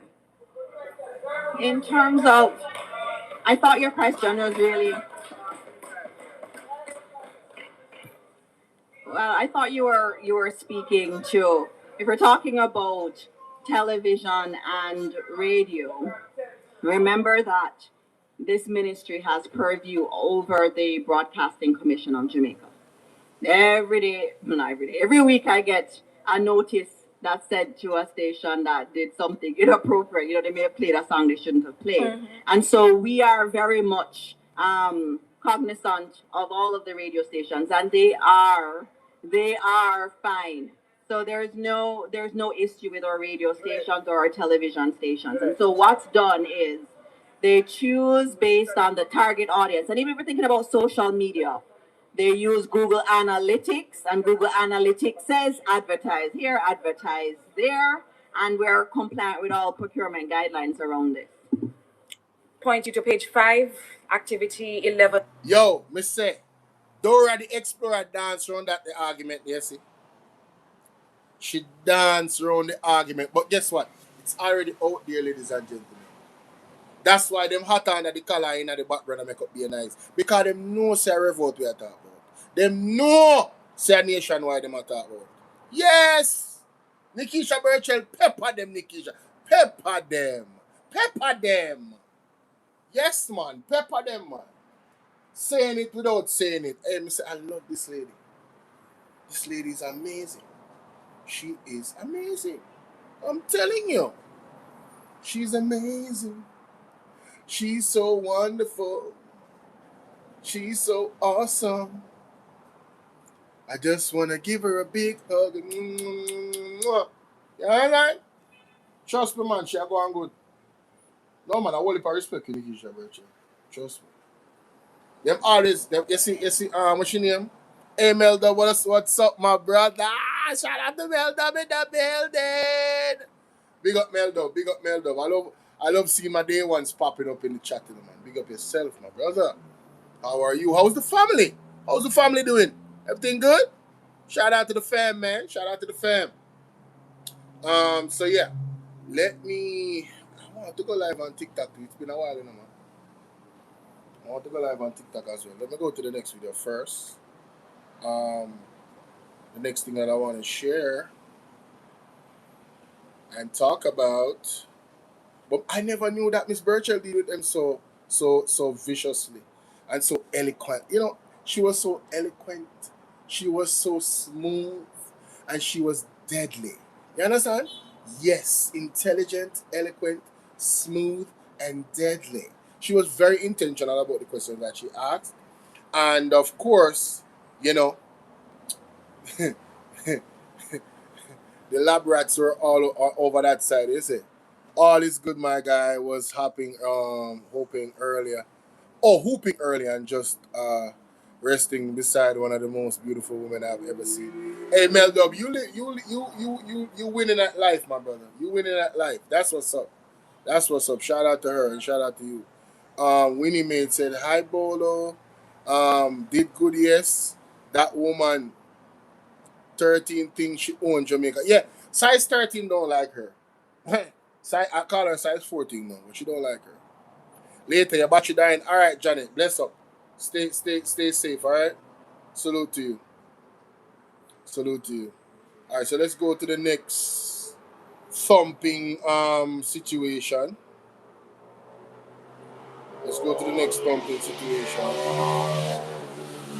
So I went over that. There is an article.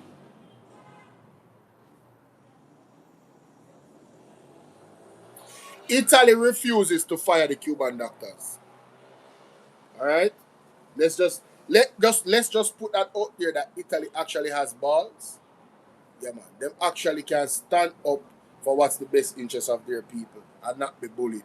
Shout out to Italy. Salute. Salute to Italy.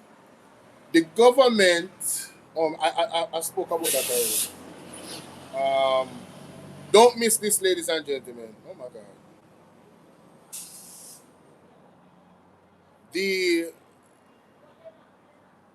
On March 12th, Fixing the Now, Building the Future. President Julian Robinson, opposition spokesperson on finance, annual budget presentation. We cannot afford to miss it, ladies and gentlemen. All right, cannot afford to miss it. There's something else that came across my thread. Let me go to my Facebook. Something that came across my thread. I thought I shared it. What's going on here? Let me just refresh it and go back. All right, let me go to the cleaner. Go to the cleaner on the computer. Cleaner.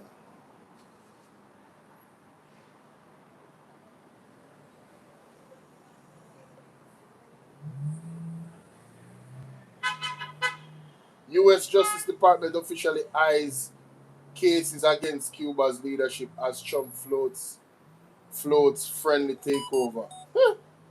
Melissa damage delays. No, I don't want to read that. Cuba concern for students on scholarship. Yo, let me tell you something.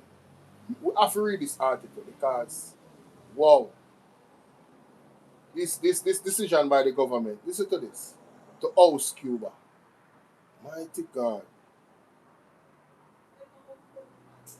Jamaica's decision to end its 50-year medical cooperation with Cuba has triggered concerns about how the move might impact the country's bilateral medical scholarship program, with at least one scholarship recipient already making contingency plans should the initiative also be scrapped. I pray it doesn't have to get to that point, the student, who requested anonymity, told the Gleaner. The student, who has been studying medicine in Cuba under the scholarship for almost 2 years, said she and her parents have begun exploring other options.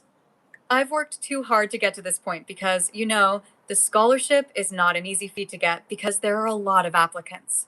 But I've worked too hard to get to this point to just not get my degree or not get the degree in medicine, she said.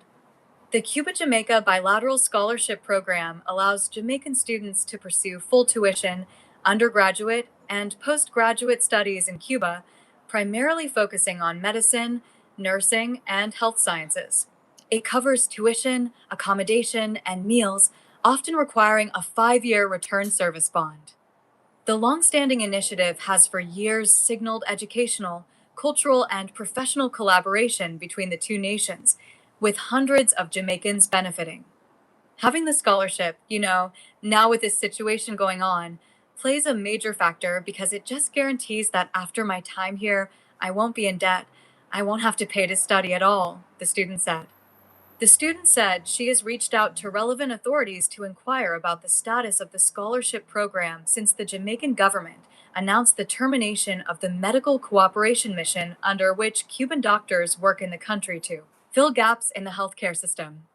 Labeling the decision disappointing, the student said she has been provided with assurances that nothing will change with the scholarship, but she is not convinced. Students confused. I feel like it's not.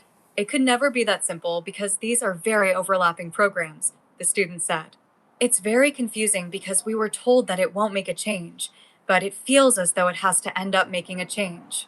Every question is very open-ended and every question has yet to be answered. Minister of Health and Wellness Dr. Christopher Tufton told the Gleaner that there is no current indication that the scholarship program, under which 118 Jamaican students graduated with specialties in the medical sciences up to 2018, will undergo any change. We have not taken a decision in terms of discouraging or preventing or not supporting anyone who is there, he said. As of now, I don't know of any intention to propose any adjustments on our side. The minister noted that it really is dependent on whether the Cuban government wants to change aspects of the program. He stated that the number of Jamaican students on scholarships in Cuba is relatively small, compared with those who are paying their way. There are approximately 320 Jamaican students studying in Cuba, 44 of whom are beneficiaries of the Cuba-Jamaica scholarship program. The minister said some have returned home following displacement from the ongoing fuel crisis. The Spanish-speaking Caribbean territory has been struggling with fuel shortages after the United States imposed a blockade in January. Late last month, after the United Nations warned of an escalating humanitarian crisis, the U.S. announced that it would allow companies to sell and export oil, gas, and fuel originating from Venezuela to Cuba. However, it said the authorization was not for direct sale to the Cuban government and would be limited to private sector entities for humanitarian purposes. The student said she had, however, become used to the frequent blackouts since moving to the island for university, and that the most dramatic change is the increase in her transportation cost, which has gone up more than 200% since January. But even so, she is still hopeful that she will be able to complete her studies. I have been through so much here. I speak Spanish. You know, as much as things are very stressful, uncertain, I enjoyed my time here. I've met amazing professors. I've met amazing people. I know I'm learning the culture. There's so much beauty here, and it will just feel like such a waste to be here and then have to leave, she said. So that's an experience from a student that does not want to be identified, right? Welcome to the platform. Welcome the people on TikTok. Big up on yourself. So this situation with Cuba could even affect the students. Tufton is saying that, you know, it's a minimal amount that's on scholarship. I don't care if it's minimal or not. These are people's lives they're talking about. You understand? And those 44 persons that are receiving scholarship, it's huge for their lives and not just their lives. You're talking about 44 families, potentially, that would be positively affected by their, you know, their child or their niece or nephew, you know, excelling in the medical field. You understand what I'm saying? And then you're also talking about how those 44 persons could affect Jamaica or any other country that they choose to go to offer their services in their profession. How many lives they could save. So, you know, this is quite an impactful situation, something that we need to keep an eye on in regards to Cuba and Jamaica relations with the students over there that have scholarships. Now, it is said here in this post on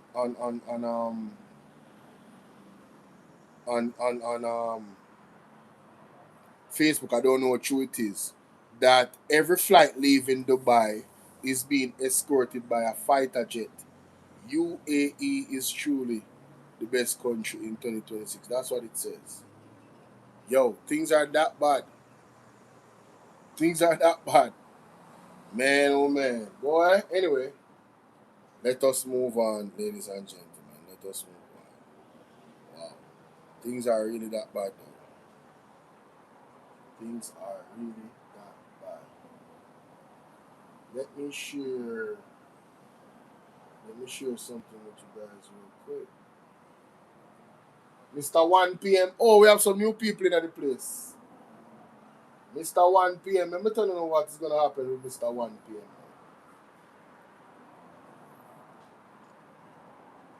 Let me go to my page here and send these links to these videos. Mystic Sensation.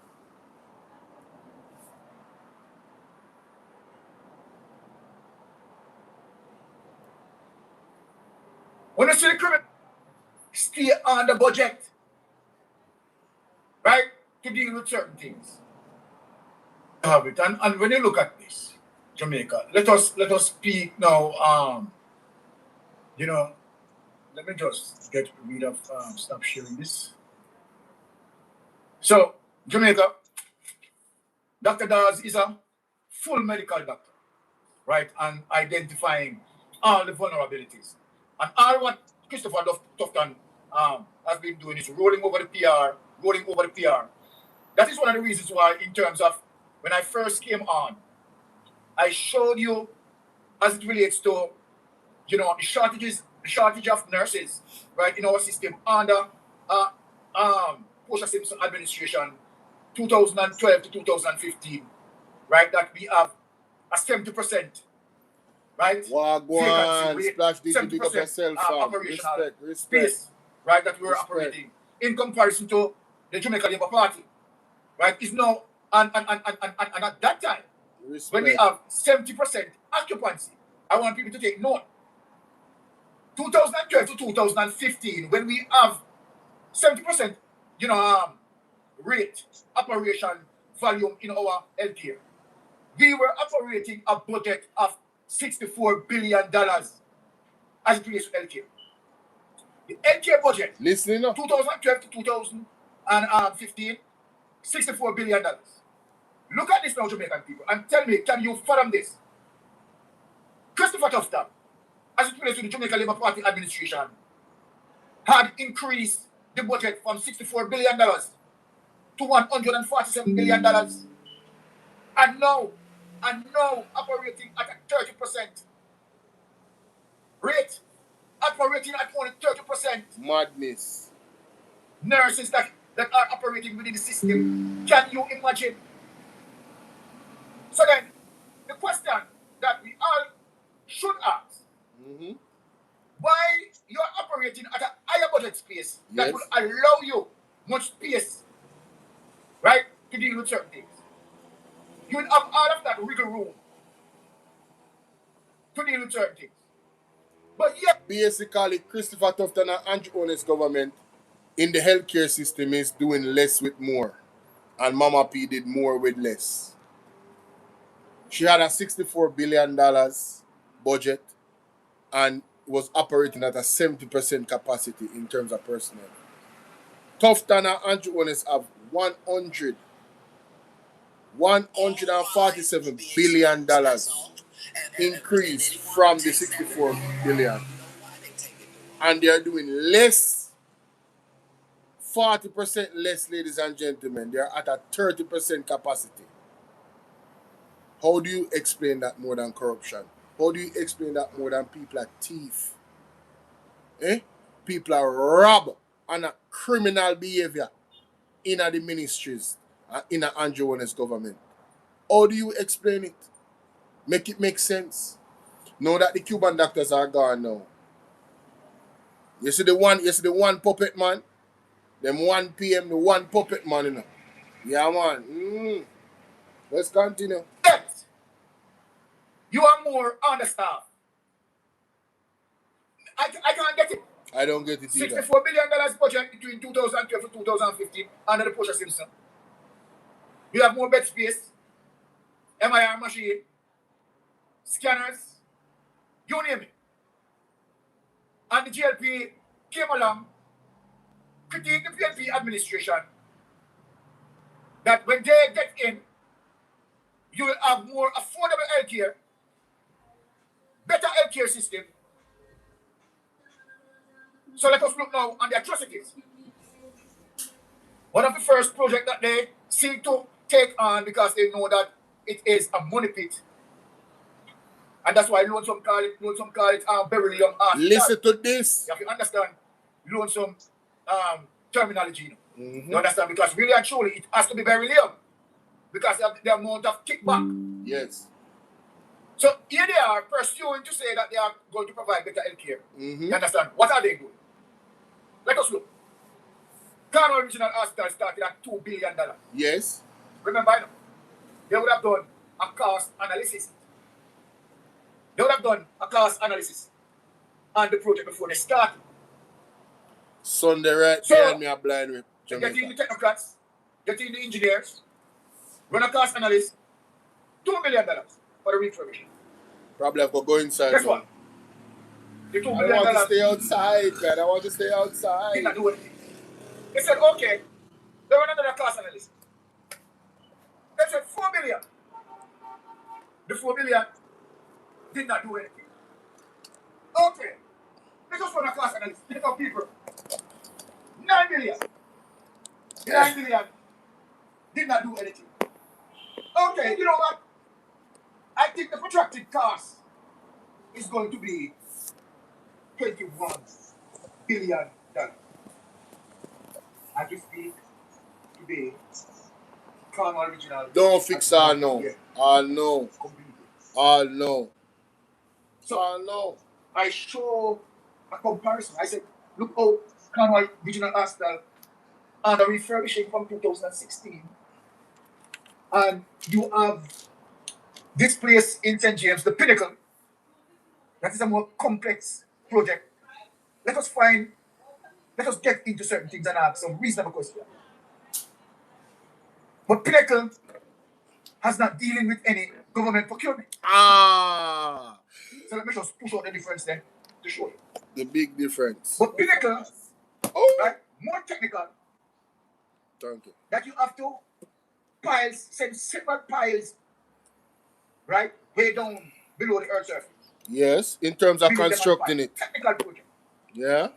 But Pinnacle was able to be completed partially under 1 year. Jamaica, lift up your finger. 1 year. Pinnacle that is more complex. And guess what? Number 2, stay on the budget. Stay on the budget. So you did not hear from Pinnacle that, okay, originally it's 4 billion. You did not hear from Pinnacle that, okay, it moved from 4 billion to 8 billion. Okay, you did not hear from Pinnacle from 8 billion to 12 billion. And because what? No corruption takes place there. Right. Has nothing to do with... So ladies and gentlemen, look up Pinnacle. Pinnacle is a building that is more complex in terms of the construction. And Pinnacle took 1 year. Cornwall Regional Hospital is refurbishing. And Cornwall Regional Hospital has not finished as yet since how long? Multiple years. Secondly, Pinnacle has gone under budget, meaning what they projected for it to cost, it costs less. Cornwall Regional Hospital, well, it has gone severely over budget from 2 billion to over 21 billion. What is the difference between these two entities? One, government deal with it and government contract. 2, Pinnacle independent and have nothing to do with the government. So who is corrupt? Who is corrupt, Jamaica? The government. There's no 2 ways about it. No 2 ways. Government procurement. What? So you see the difference when private investors, right, are investigating. And they're serious about managing their budget. They can achieve as it relates to the exemption of corruption. Look at the government projects. Look at the government projects. Where you see the government use direct contract to employ their friends, kickback. And here it is, taxpayers feeling it. Partially, we're looking at Cornwall Regional Hospital at a projected cost of now 21 billion. It is clear, Jamaica. Let me show you why. High levels of criminality are going at Cornwall Regional Hospital. And its administration. High levels of criminality. Is extremely corrupted. Before him go there, let me just remind you guys and them, the Andrew Hollis administration, that God not sleep, yeah? Let me just remind them, Jamaica. Let me just remind them. And we thank God we are seeing more and more church leaders speaking up about the 3 days. We're seeing an increase in that, and we're happy because initially it was the impression that, oh, it is Shuttleworth's idea. Poor me. Huh? My idea. Not my idea. Bag of flames, big up. So more and more as I'm seeing others, men and women of God, waking up to the reality and also daring to listen. They are now coming forward and said it's 3 days. Yes, it is. And the Lord had made that clear some years now. And we will continue to say it because that's what the Lord requires. Not some little prayer breakfast here and prayer breakfast there. Or person saying, oh, we're going to be wearing black and we march. No, that's not what is required. What is required is that the nation of Jamaica must be locked down for 3 days. That is what is required. And then, as a nation, we will move the heart and the hand of God to extend mercy and to shift things and reset things in this island of Jamaica. Failing that, we will continue to see conditions deteriorating in Jamaica. My God. Through different types of adversities, including cataclysmic ones, and also what is now looming is external intervention into the affairs of this nation, which will lead to forced resignation of political leaders, stepping down, yes, and also some of them being arrested publicly. That is looming, and I'm speaking prophetically as the Lord is showing, which would also tie into the prophecy of ruffling of feathers, plucking out of feathers, and clipping of wings. Yes. So if we don't repent, these are a number of things that are in the offing, and we will just see them unveiling or unfolding right before our very eyes. And we thank God we are seeing more. You hear that? Let us Andrew them. Let them know. Let's continue. I am going to show you something now what Andrew Holness allowed a known criminal to do. I am going to give you information as it relates to how the JP administration, knowing that this person is a criminal, and allow him to do this. Look at this, Jamaica. Look at this move with this criminal. Where everyone, this man is a convicted criminal. Listen to this. And Andrew Holness allowing him to do this. Listen, look at this, people. Yes, look at this. 480 degrees. We're here with the prophet, who is the #1 prophet in all of Jamaica and around the world, and most of the Caribbean. And so, Radel Rose say my #1 prophet around the world. Mighty God. Wow. He's been a prophet for 15 years. He heals people. He makes people understand God. He and I combined each other. We're spiritually connected, spiritual brothers. We're going to build out the global gold coin and our other crypto throughout Jamaica and the world. And I'm donating $1 billion in global gold coin to the prophet, the churches, the people, the welfare, the food supply, everything. And then the prophet is directly connected to the prime minister here in Jamaica and the top minister. He works with them on a monthly basis. He is the white man said Rodel Rowe is connected with the ministers of government and the prime minister. He works with them directly every month. Hey, yeah, mama. And so we're going to meet with the president, the ministers, and we're going to set up $1 billion crypto fund for Jamaica, for Jamaica's poor, for Jamaica's schools, and the prophet is going to administer all of Jamaica. Thank God for the prophet. Thank you very much. And let's hear from the prophet. I really give God thanks. This is a great vision, and we have to exercise this vision in reality. The professor is here, he hears from God. He's a man of great heart, to the heart, and we know for sure that we can live and live a place. We know our prime minister and our opposition leader. We really decide on this and we make God.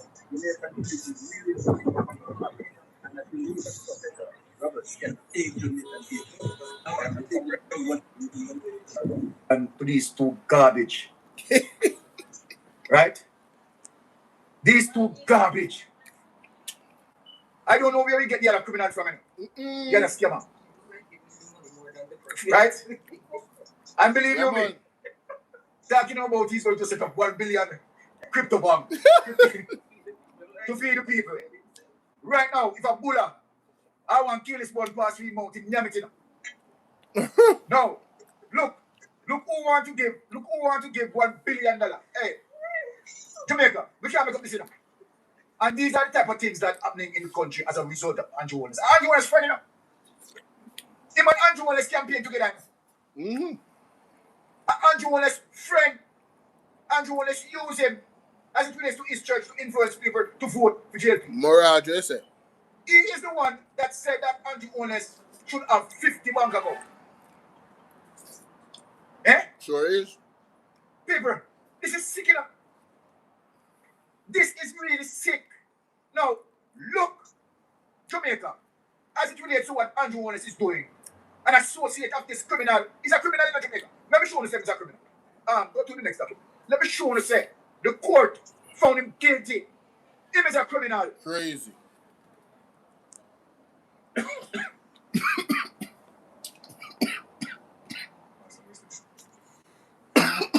Now, see here, Jamaica. Wanna come look, wanna come read. Now, here, Jamaica. But you had all your release this, you know. You know much time you search down, no lock it. But you know, you have to talk that day, you start to free them up. Now, see here.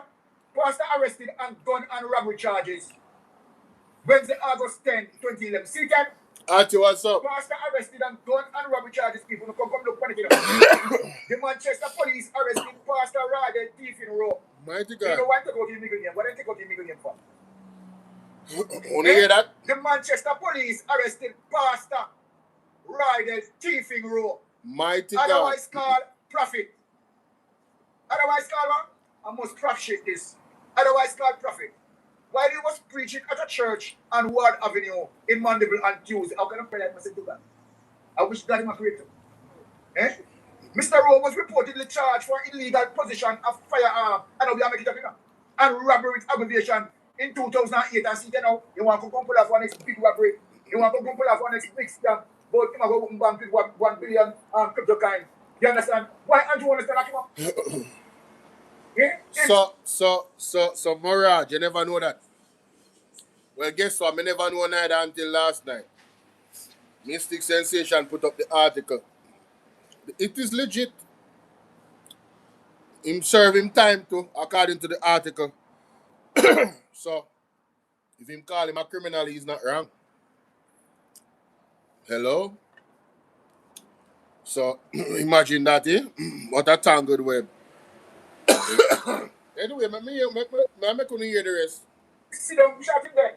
Imagine that thief in front. Soon come. Me a second. You understand? They sell the information now to say that him have a open bank with 1 billion. Look, I will tell them something here. Why Andrew want to sell up this one? See, China. Mr. Rowe was reportedly charged for illegal possession of firearm and robbery with aggravation in 2008 and was convicted on both offences. Andrew want to ask you a question. Why this piece of mess out on the street? Why this piece of mess out on the street?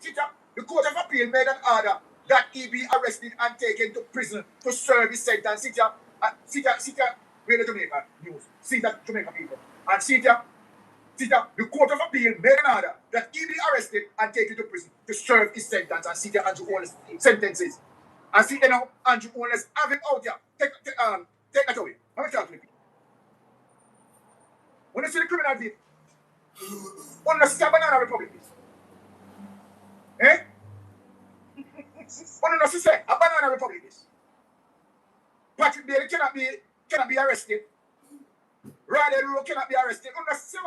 So when people call a Mystic Sensation and people are leak out from the criminal justice system, I like the people that tell, I want to know if the people who call and say that they don't trust the criminal justice system, are they lying? Eh? The man found guilty. Let me answer. Oh, Sister P.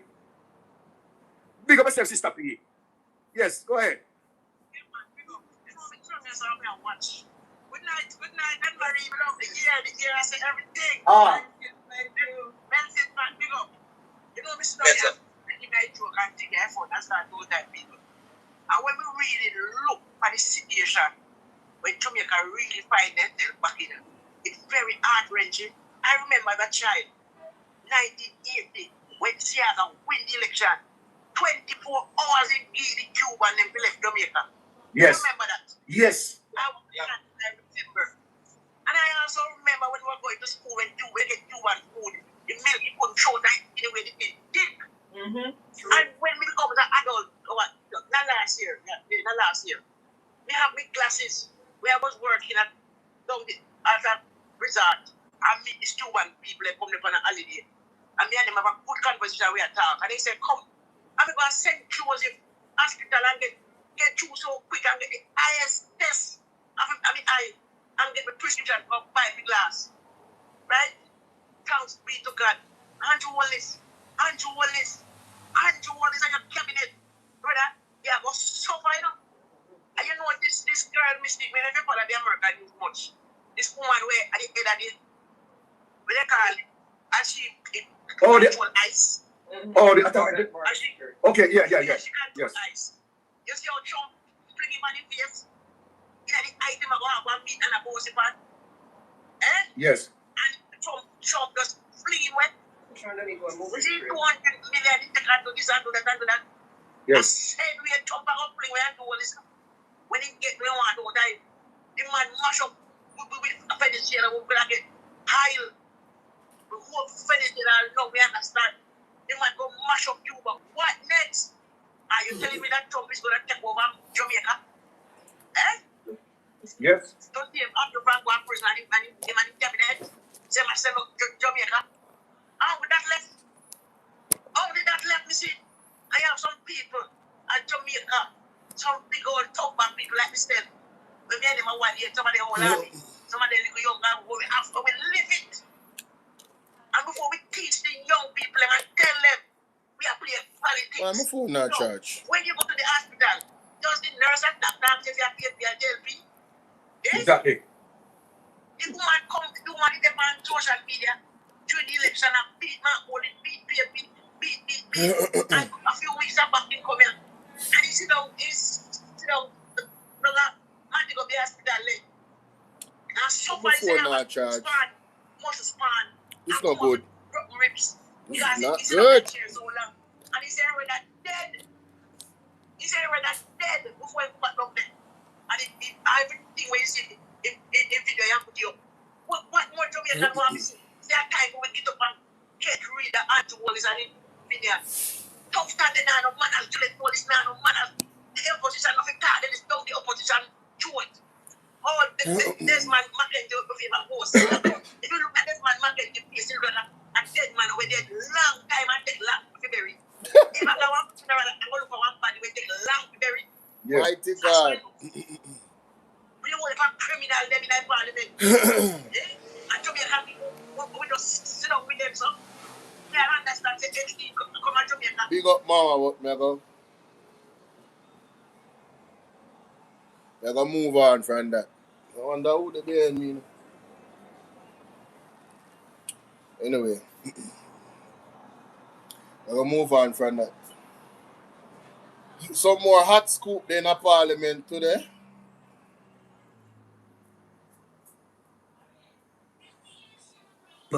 That includes the deployment. Opposition spokesman on health, Dr. Alfred Dawes, said the decision to end the medical program between Jamaica and Cuba, that includes the deployment of hundreds of Cuban healthcare workers, will undoubtedly have a far-reaching impact in the public health sector. Majority of Jamaicans benefit from this program, and persons are going to go blind. We just can't ramp up the number of surgeries that they're doing, and it is going to cause a serious deficit. The Ministry of Health says there are close to 300 Cuban healthcare workers in Jamaica. They are each being offered individual contracts. But Dr. Dawes doesn't believe there will be a high take-up. This concept of individual contracts is not going to fill the gap because the collaborators know that there are consequences to abandoning their country. I'm not going to speculate as to what the response will be from the Cubans who are here as to whether or not they'll take up this offer.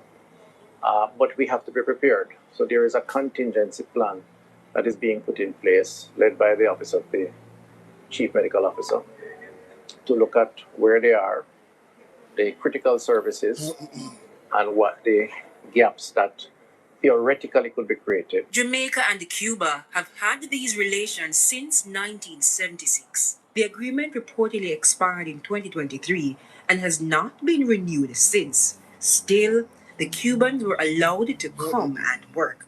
TVJ News understands that the United States government is concerned about payment arrangements under the contractual obligations. Health Minister Dr. Christopher Tufton explains what currently obtains. The part salary goes to the Cuban government, part salary goes to the worker here. The U.S. government has described it as forced labor or modern-day slavery. Dr. Alfred Dawes describes it as unfortunate. So I'm very worried for the country. It's not forced labor. Let's get that clear. Hillary, how you doing? It's not forced labor. You know why? The doctors sign an agreement before them come here. Them sign a contract, Jamaica. Let us be clear. A contract is signed. Them not just have them out here and not understanding what is happening with the situation. They know the terms and agreements. They absolutely know. And Jamaica has benefited significantly from this for years. So if anybody is to be sanctioned, is the Jamaican government. It is the Jamaican government. This was not something that was hidden.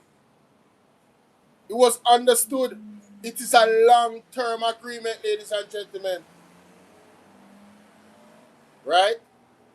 So, before I continue, Hillary, what are you doing? Hillary, if you look at the bottom of your screen, you will see some options that I think you want to explore, like becoming a member, the gifting options, gifting other people memberships, all of that good stuff. Just look at the money sign in the box if it's available where you are, because if you're in Jamaica, I don't think it's available for you to even become a member. But yeah, the option is there. And check if you have the option. All right, let's continue. Let's see what Mr. Dawes is saying. It's unfortunate. It's unfortunate that we are victims of great power rivalry, because that's exactly what it is. Yes. And yes. It's unfortunate. I like how Mr. Dawes put it. We are victims of great power rivalry. Jamaica is a victim. Our healthcare sector is a victim of rivalry between Cuba and America. That not have nothing to do with we. It's very unfortunate. It's very unfortunate, ladies and gentlemen. Again, I say, where is the vitriol from Cuba? Not from Cuba, from America to Jamaica. Jamaica knew the contract. We benefited from it. So if anybody is doing something, if they're going to accuse Cuba of doing something, that whatever them say, then Jamaica is an accomplice as well.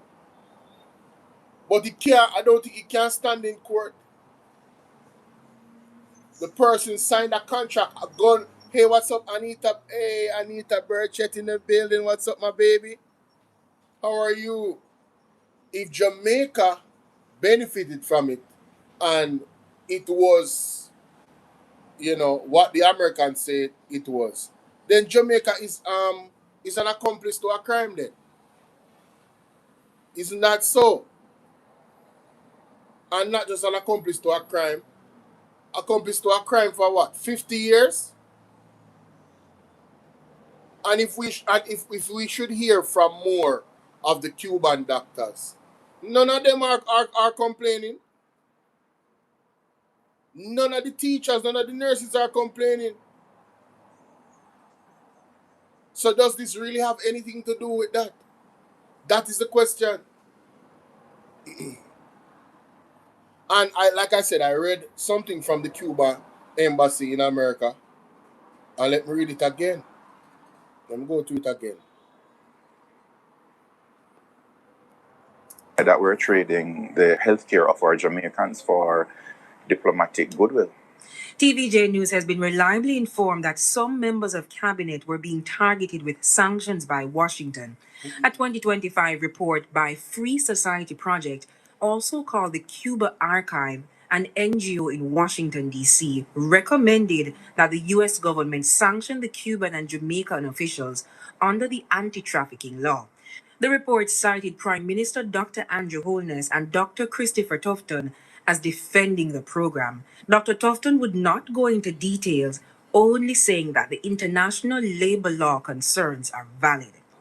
When you look. So, me want to ask Tufton them, if them never did know say the international labor laws are valid. Wow, you guys were oblivious to the international labor laws. Is now you realize say it is valid. Then you not go get locked up then, man. You not go get locked up. You not go get locked up. If that is true and accurate, you guys are gonna get locked up.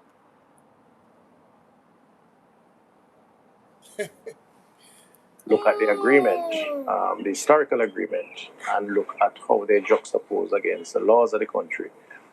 There are obvious issues that needed to be regularized. The health minister said the government has been actively recruiting healthcare workers from other territories to fill the gaps. We're hoping to sign agreements with Ghana, with Nigeria, Philippines, India. As for what will happen in the coming days, the uncertainty of the process hopefully will be short-lived, because this is... You hear what I'm saying? Hopefully. Tyrone, big up yourself. Hopefully will be short-lived. just news coming out or going out. So hopefully, depending on feedback over the next couple of days or week, those fears may be alleviated. Otherwise, we have to regroup and find a way. Jamila Maitland, TVJ. Mighty God. Mighty God.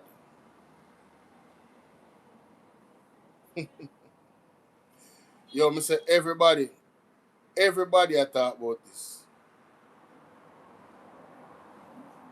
Everybody, all people we never talk about politics.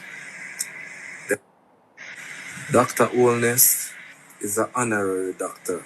Yeah? That means he never get no doctorate by go through no proper doctorate course. And I said, Dr. Tufton, them man they are doctor in a marketing. Him don't know nothing about medicine. So you see when you make him send home the Cuban doctor them, and go to the hospital and nobody know they food to take care of no picnic, and no grand picnic, and no parents, and them dead. Just remember, man, 1 p.m. I love it. I absolutely love it. Then I'm bridging this on Facebook, you know. I don't even know say this man a follow politics. He man a follow politics hard. No man. But you see when you have a child, you see when you have a family, what the politicians do affect you, you know. So you have to keep sorry. You have to keep an eye on those things. You see what I say? In our real life. Enrico M. Hard. Enrico M. Hard. How you doing? Big up yourself. Hey, how you doing, T-Coms? How are you, darling? Hope all is well. Big up a nice, clean self. I could go in the Parliament now, because the place get hot again today, you know. My God. The place get hot again today. Just in case you didn't know. Oh.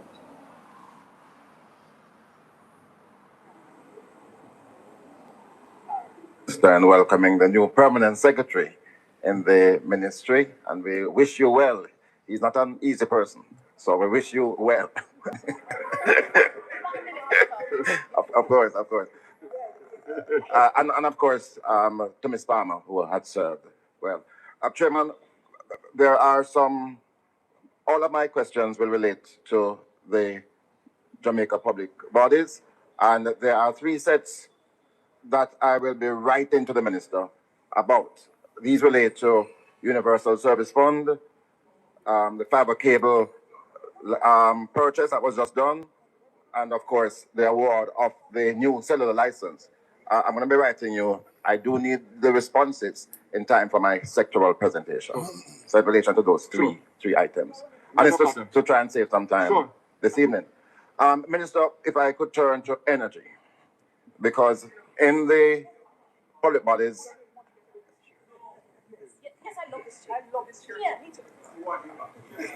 In relation to public bodies, I go straight to Petrojam because I am seeing where. Only hear that a while ago, somebody in the background and disturb Mr. Paul and he just pause and wait for them done talk. Two female talk about something. I don't know which two female. In 2024-25, by the audited statements, Petrojam lost about 4 billion Jamaican dollars. Hey, how are you, Libra? And it is estimated by the end of this financial year to lose another approximately 4 billion Jamaican dollars. And for the new financial year, a loss is also projected of just about a billion and a half. So Petrojam, that used to be a profit-making enterprise, is losing money 3 years in a row. My God. And I know I've asked the minister already about the ZACA report and what was recommended, our own views about that. So I'd like the minister to outline today, where are we with Petrojam? Where are we in getting Petrojam back to profitability?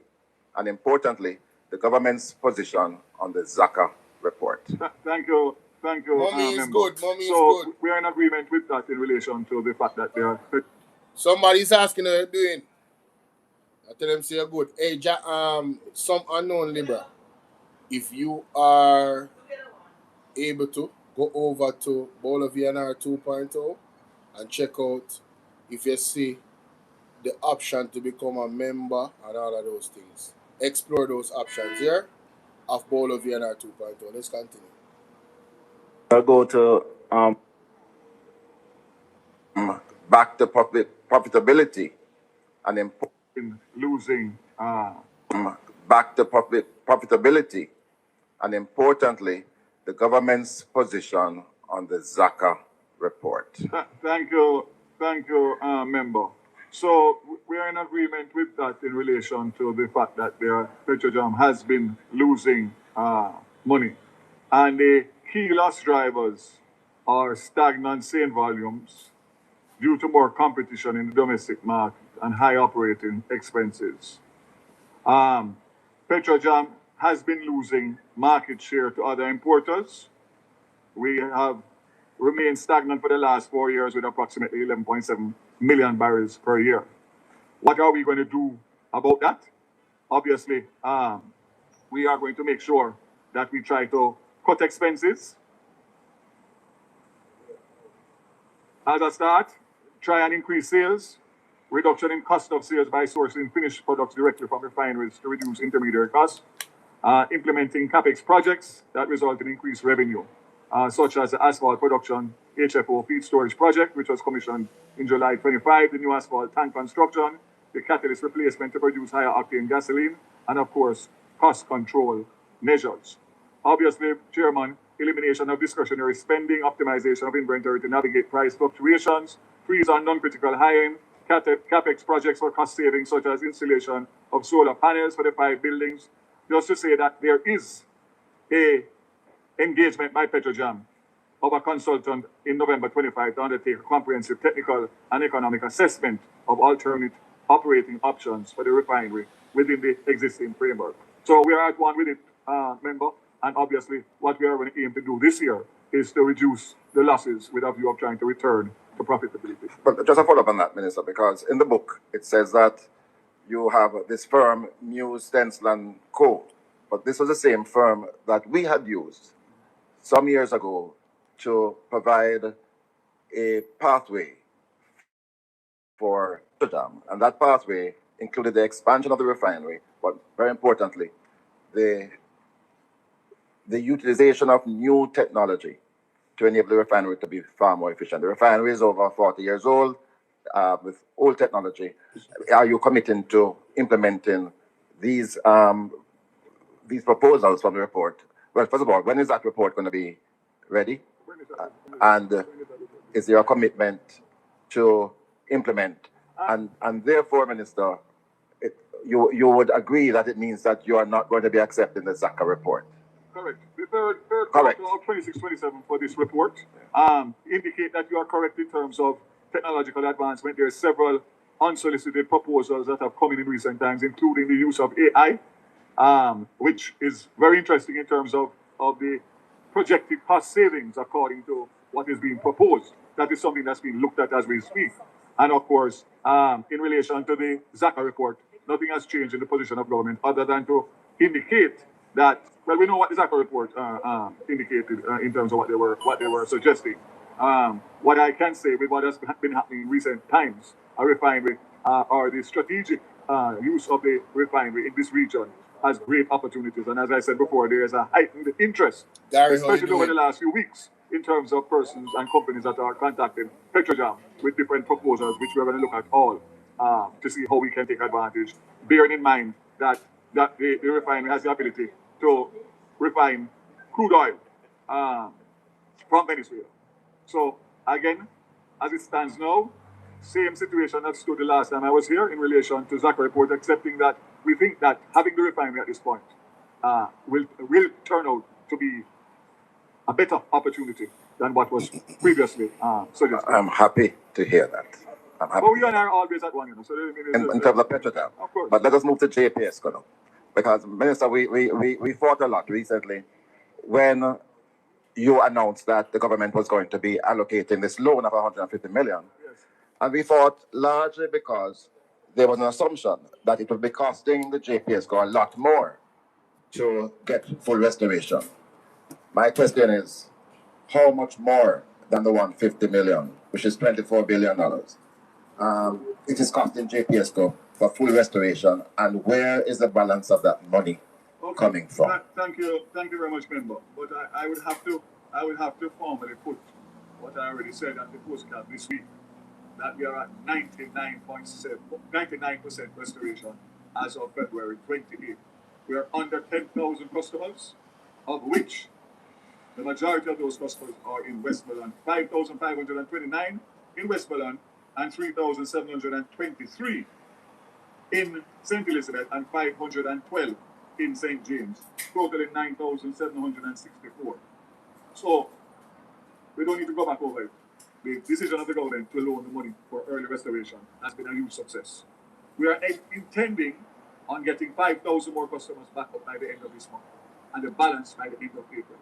That is the commitment of the JPS. To me, let's go to the funding.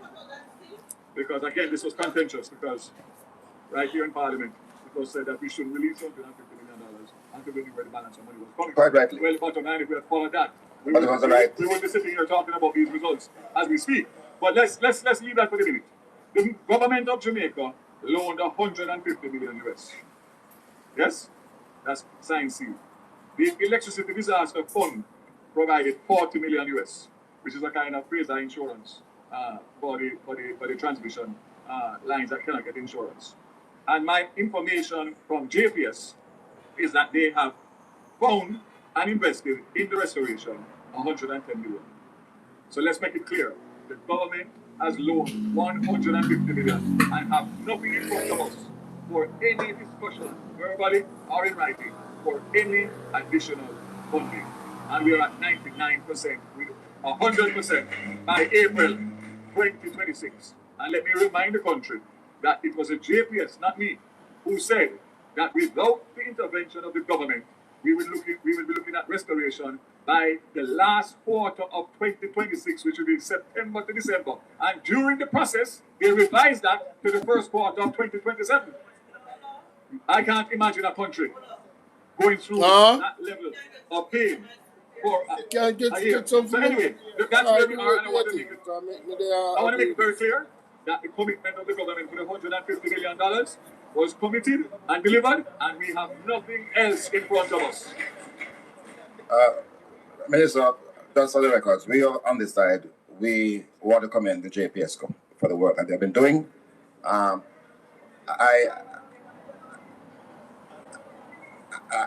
want to acknowledge the restoration efforts. Minister, the problem that we had was there was no revelation as to where the balance of money will be coming from. Now you have said to us that the balance 110 plus 40 is accounted for. Can you indicate to the Parliament of that 110 million US that JPS found? Did you give the government of Jamaica a guarantee for this? Especially because you had mentioned, because there was a threat to the license, they weren't able to get money. So how come they were able to get 110 million now? So I can state categorically that the government of Jamaica has no involvement whatsoever in the $110 million that JPS found for the restoration efforts. Absolutely not. And I want to go further to say the decision of the government by separating the license and the renegotiation of a new license with the restoration, when we were being forced, not only by JPS, but by the lenders, to give them a 10-year extension to the existing license, for which I couldn't do as minister because I gave the country a commitment just last year, that a new license. So let me just leave it by saying, excellent decisions, tough decisions, good results on behalf of the people of Jamaica by a good government. Simple as. Then put Mr. Something mic on mute. What a thing.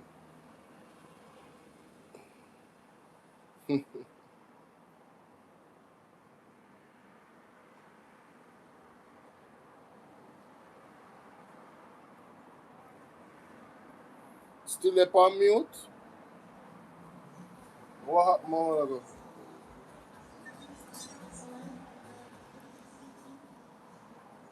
What is going on here? Quarter of 2020. And so give the government of Jamaica a guarantee for this, especially because you had mentioned, because there was a threat to the license, they weren't able to get money. The restoration. Excellent decisions, tough decisions, good results on behalf of the people of Jamaica by a good government. Simple as. Yeah, he just went mute this up. Something wrong with the audio. All of the rest of that muted. I don't even understand what happened.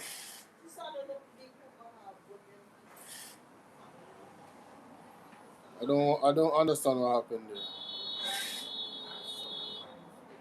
there. Our colleagues are in haste. I will start quickly at 4100, but I also asked the minister to help with saving time with the length of the responses. I hope you are in agreement with that. 41,013. Disaster preparedness, mitigation, and response.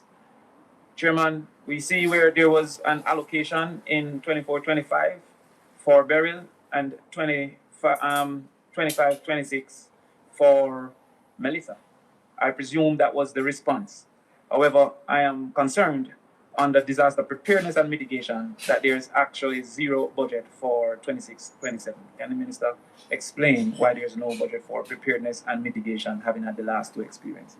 All right, thank you very much for that question. And I believe yesterday at the start of the standing finance process, there would have been an amendment done to the big yellow book that we call it, where 18 billion was allocated to the Ministry of Education for that line. For that line. So this was an omission. It is now there. Okay, all right, good. No problem. Thank you very much for that. Now we will go to activity 11520, page 41,016. I just go with the page number because education is 41,000. So page 16. Information Communication Technology Services. Now, as a part of that, it said that the Tablets in School initiative is a component of that. How many tablets were distributed in 2025 to early childhood, primary, and secondary institutions, respectively? All right, I'm going to get that number for you, but you can go to the next one. I'll give you that number. I'll have to go through the list. Okay, well, the next question will hopefully be what's the target for distribution in 2026, 2027?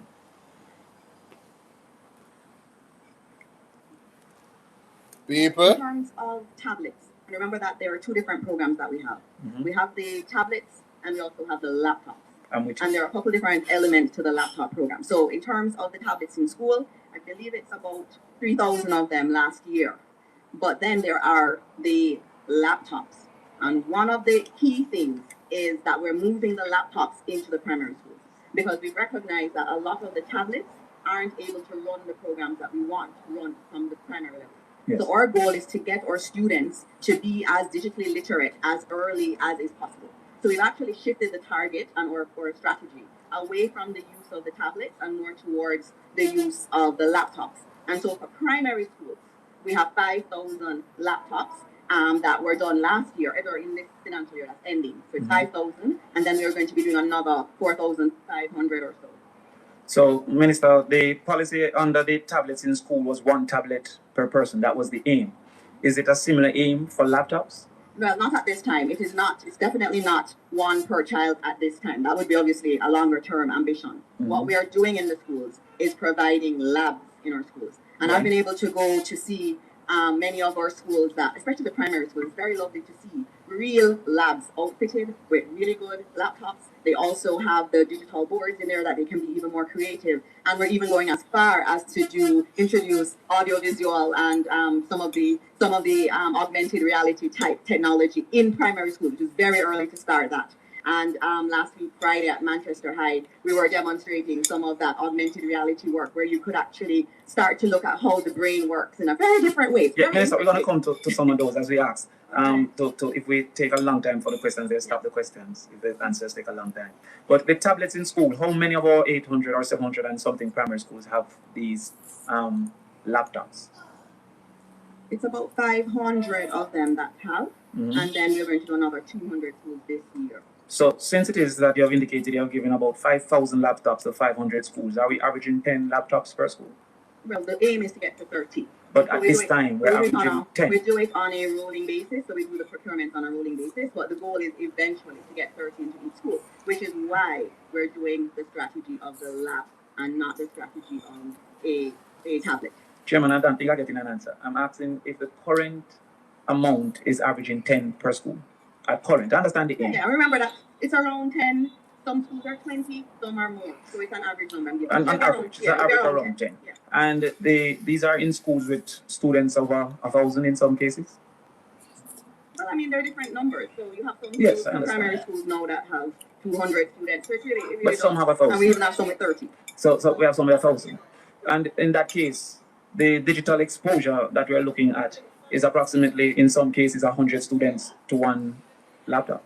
If you look at prep schools, the prep schools have labs. You look on your timetable, you have your IT time, and then you go to the lab at that time and you work with it. And then in many of these schools, you're able to go in the afternoon during breaks too. They'll accommodate you to use the devices. So what we want to do is to have devices with the most power and also being able to have as many students as possible accessing them, and then obviously also being able to maintain them. Because we did have some issues when we did try to roll it out into some schools with lots of the devices, depth of the devices. So we're trying to work within the environment that we're in Jamaica. And what we found at the ministry is that having really good, high-powered laptops in a lab setting is the best strategy.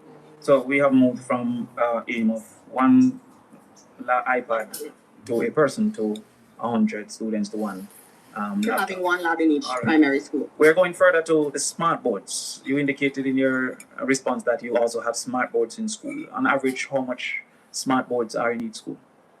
I can get a number for you. Approximately? I get a number for you because some schools, remember, it's a little bit. No, can I tell you that you don't want to see Damon Crawford asking the questions? Can I tell you? Damon Crawford is absolutely cooking Dana Morris Dixon. I'm talking about, man, don't let it go over your head. Mr. Numbers, Lord of mercy. A different situation in different schools. So you go to some schools and you have some student associations that have given several of these, and they have many in the school, and even some MPs here I know have given some of these smart boards to our schools. And so we've made sure our goal is to ensure that every school has at least 1. Right. And in many of the schools, it's multiple that they have. Chairman, being that we're discussing the government's budget, I'm asking really how much has the government sought to provide? How much? Member Crawford, you still don't have the figures here. 800 what chair. Give it to you after? 800 chair. 800. But the 40 say didn't have it. Thus far, and remember we are getting them on a rolling basis, so there are more to come in this financial year. So, you see, she embarrassed every woman, you know. because Everal Warmington come to her defense now, saying that, member, she said she don't have the numbers here. What she's doing is sensationalizing. All right? She's talking about what they're planning to do, and Damon Crawford is asking about the present figures and how effective they are. Efficiency and effectiveness is what the questions that Mr. Damian Crawford is attacking. That's what he wants to know. So you move from one, what you call it now, tablet to a child initiative to one computer to every per 100 student. Make it make sense. Access. Make it make sense. And there'll be more next financial year. All right, so so I'm assuming on average one per school. At least. On average one per school. And Minister, with that headline, it's stable in a class or is in a particular room? It depends on the school. So I have some schools, for example, that are quite creative. I went to one school in St. Thomas that had the smart board and the technology primarily in a room that was for the students who had literacy and numeracy knowledge. And the reason they did that was because sometimes the students would feel stigmatized with having to be pulled out and put into a room separate. And so what they did was to give them the best technology. So they always wanted to go to their literacy class and their numeracy class because they had the best technology there. And so that's one way some schools use it, other schools do it in a different way. Okay. So with an average of 40 classrooms, you're saying on average 90% of the students at any given time will not have access to a smart board. What about the own your own device program? You have to bring your own device to school program? No, there was an announcement of an OYOD, own your own device. That was during COVID. I'm not in COVID anymore. Right. So vouchers were given for students to purchase their own device. That program has been discontinued. Chris, big up. Okay. Activity 12.829, page 16.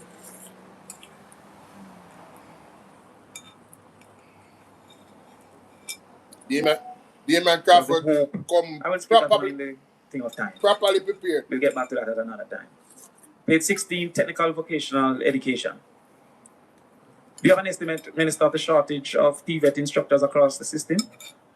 And I'm asking in particular, what budget strategies do we have if that shortage exists to recruit and retain those TVET teachers? As far as I know, there are TVET teachers in all the schools, and all of their positions are funded, and the teachers are there. And also we have even gone further with TVET scholarships that we're using to encourage young people to go into the TVET area, because we recognize that this really is the future. Any country in the world that is looking at surviving, especially during the age of AI, TVET is absolutely central to that. And so we're putting our money there in terms of scholarships and incentivizing young people to go there. So the answer is no, we don't have a shortage? I know of no shortage. We don't have no shortage. You expounded upon the importance of TVET. The program was announced by the very, very Honorable Minister of Finance from Ty Dixon, called the Primary School, TVET in Primary School program. Is that program still on? And what is the budget allocation for that? Yes, that's the project-based learning that we do. It's the program we have, and it is extended in grade 4 to 6. And this is in how many schools are current? It should be all of them. All of them should be. So TVET in primary schools is in all schools? From grades 4 to 6, and it's called project-based learning, and it's a part of the curriculum. So the NSC curriculum, it's embedded in there. All right, activity 12.836, we see guidance counseling services for 203 million. Is this the guidance counselors in all schools, or is this a centralized unit for guidance and counseling? That's in the ministry. So it's a centralized unit for guidance and counseling. Now, in addition, what's the number of counselors, however, that we have in schools, or the ratio? About 1,000, a little bit over 1,000. A little bit over 1,000. And in schools, how many students do we have those servicing? It would be all students in all of our schools. Which, about 420,000? No, it's not that. Let me tell you how many students we have. We have 372, 293. In primary and secondary school? Correct. So you have 372,000. Mm-hmm. So you have a current ratio of 1 to 370 students. Yes, I think you need to look at global averages. It's actually 1 to 250. Mm-hmm. Yes, but we can always debate that. Always right. Debate that. Yes. All right. Scholarships and awards. That is page 17. All right, go ahead. For scholarships and awards, we see where the allocation declines from approximately 5 billion to 4.4 billion. Is this because of a reduction in need or an expected reduction in matriculation? All right, so what we've done really is our reallocation within that same line. So if you go further down, you saw the student financial assistance program. The student financial assistance program. Yes. Yeah, so that one would have increased in terms of the Actually, no, Minister, unless my glasses isn't working, that one was 194 in the approved estimates, and it's 194. No, we're talking about increase over time. So no, we're talking about last year compared to this year, Minister. Last year, the scholarships and awards was 5.1 billion. It reduced this year to 4.4 billion. Last year, the financial assistance to students was 194 million, and it remained at 194 million. So that would not have been a reallocation. I'm gonna give you that one because I know I got a note on this one where it had been reallocated. So I'll just look back and get it to you. All right, I would be happy to get that one. Early childhood education. That is 19.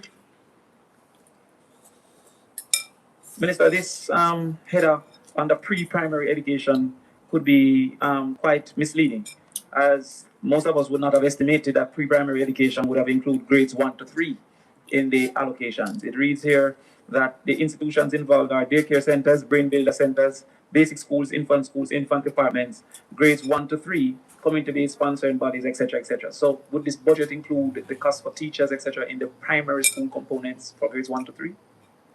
In terms of definitions, globally, the definition of early childhood is now 0 to 8.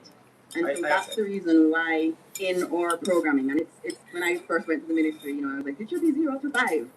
Primary should not be in the early childhood, but the international definition standard is that it goes up to 0 to 8. And so in our budget, the allocations for grades 1 and 1 to 3 would be contained in there. Right. I understand the global realities, but the cultural expectation might have assumed that early childhood was getting 7 billion, not recognizing that the primary school component of grades 1 to 3. Right, and this is a good opportunity. I'm glad you raised it because it's an opportunity for us to have Jamaica understand. Okay, so outside of those in grades 1 to 3, would you be able to tell us what the actual budget for the basic school components are?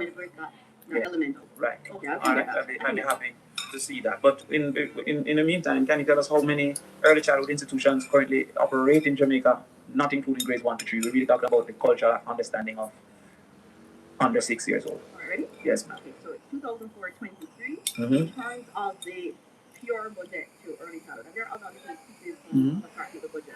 We allocate about 9 billion to what you're speaking to, which is the ECC. So you're speaking of those in the basic school level. Yes. So that would be your infant department and so on. It's around 9 billion.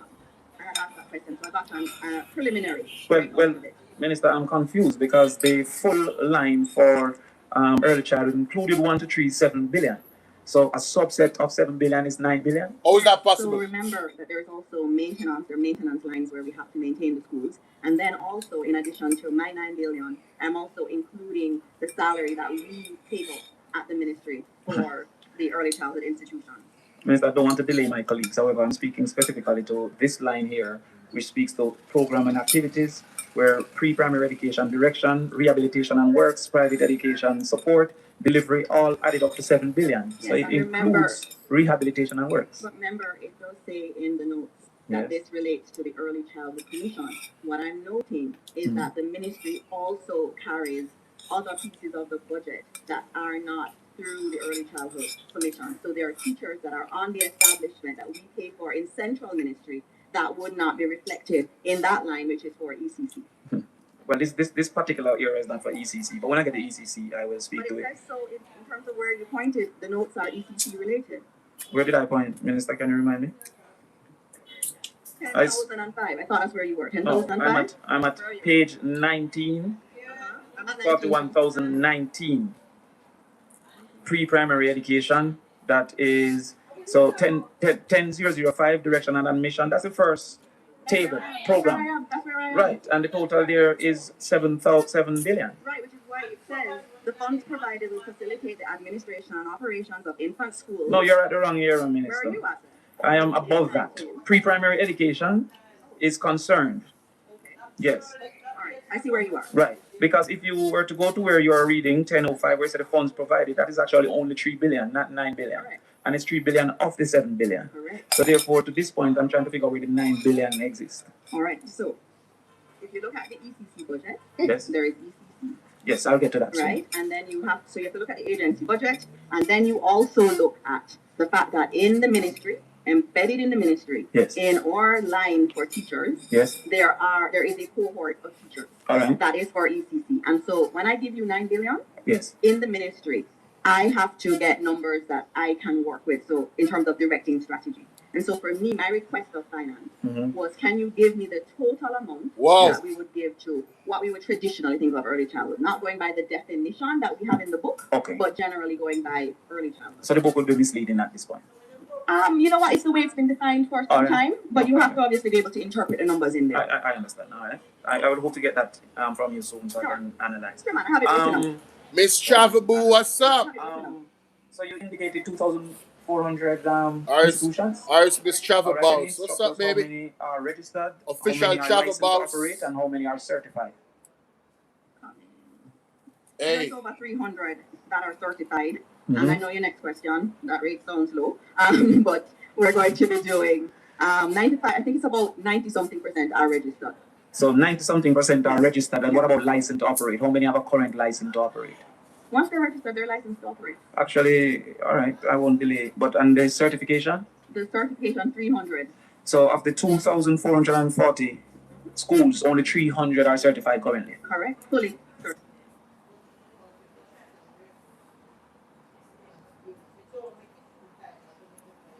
Yes, well, we don't have a semi-certified, do we? Yeah. Do we have a semi-certified? We do. We do. Yes, second. But allow me. What's the total enrollment in this early childhood sector as we understand it under 6? About 100,000. About 100,000. Yeah. And being that those that are registered must indicate the teachers and their qualifications, how many bachelors of education teachers do we have in the system? Oh, that's an interesting question, and I'm glad you raised it, because this also gives you some of the texture to what we're doing in early childhood education. So a lot of our basic schools, as everybody knows, are operated privately. There are many really great people in our communities across Jamaica that operate these. And what we have done as government in understanding the importance of the early years is to provide every early childhood institution with at least one trained teacher. And so we pay that salary. A bachelor's of education trained teacher, or are you speaking to the Heart Trust level 2 teacher? No, not Heart. So you are indicating that we have 2,000 trained teachers in the system, paid by the government? There are 108 schools that do not have, 108 basic schools that do not have a trained teacher. And by September 2026, all basic schools in Jamaica will have a trained teacher. Minister, you sure you don't want to check that information? I can send you the information after this, but we have gotten it directly from the ECC. The director is here. She can speak to you after in terms of or maybe she can advise you now, Minister. Because I know, for example, that in St. Catherine, the numbers are way less. I get that. So you'll send me that report. All right, thank you. All right. Minister, are you aware of the Charter of Fundamental Rights, Section 13? 3K, and I'll look for the attention of Member Malahoo Ford.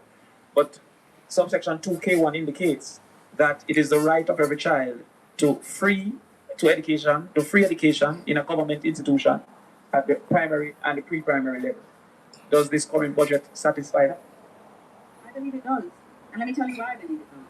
Because we are working with all of our primary schools, all our infant department.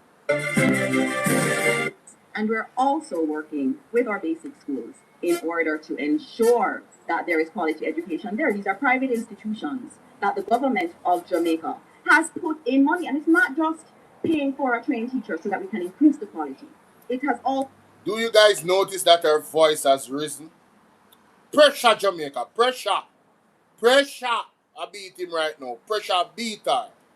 So being assisting with maintenance, training of those persons in those institutions. And many of those private institutions aren't May's basic school. Yes. Many of those institutions even provide support for the caregivers that are here for our stipend. So we're doing a lot, and we're not stopping there. So in terms of infant departments, we are building more infant departments that are attached to our primary schools. And we have more brain builder centers that we're building every year. So each year we're continuing to build out the number of the institutions. So, Minister, can you answer this for me, please? About how many students are in a government institution at basic school level? So look, I know there are Is about, infant department there are or around 500 right. if I add up the infant schools and the brain builder centers. Yes. We're looking at it. So that and that adds up to 22,566 in the trouble. And then we also have the basic schools, which is about 52,000. And of the 2,400 schools, how many of those are government ran owned? Yeah, some people are So, Minister, having indicated that you have less than 22% of our student population, you're saying that the right to a publicly funded in a publicly institution is being achieved? It is the right of every child of a Jamaican citizenship to a publicly funded institution in a publicly owned and publicly funded institution at the primary and pre-primary level. Member, the number speaks for itself. I'll move on. Yes, but can you tell me when, what year, what time have we achieved that before now? Man, no. You have all right. You can't do what you're not. I'm in charge right now. Nice. I'm in charge right now. They always are coming at defense. Always. See there? They always are coming at defense. Anytime the pressure start, lick them and knock them. Anytime the pressure start, lick them and knock them. I don't know why some of the audio on this is mute, but it is. It's not my fault, guys. I noticed the same thing happened with the other video because it's a very, very long one. I don't know why it's mute. Let me see if I can find it on the PNP YouTube. You think you can find it if you don't have the same video then upload. Let me see.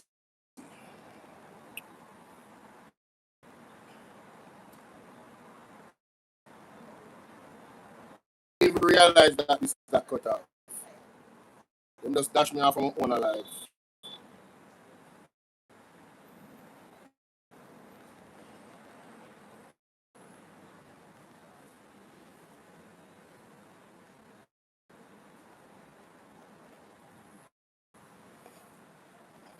Mr. Chairman, I want to be very efficient with the questions that I want to ask.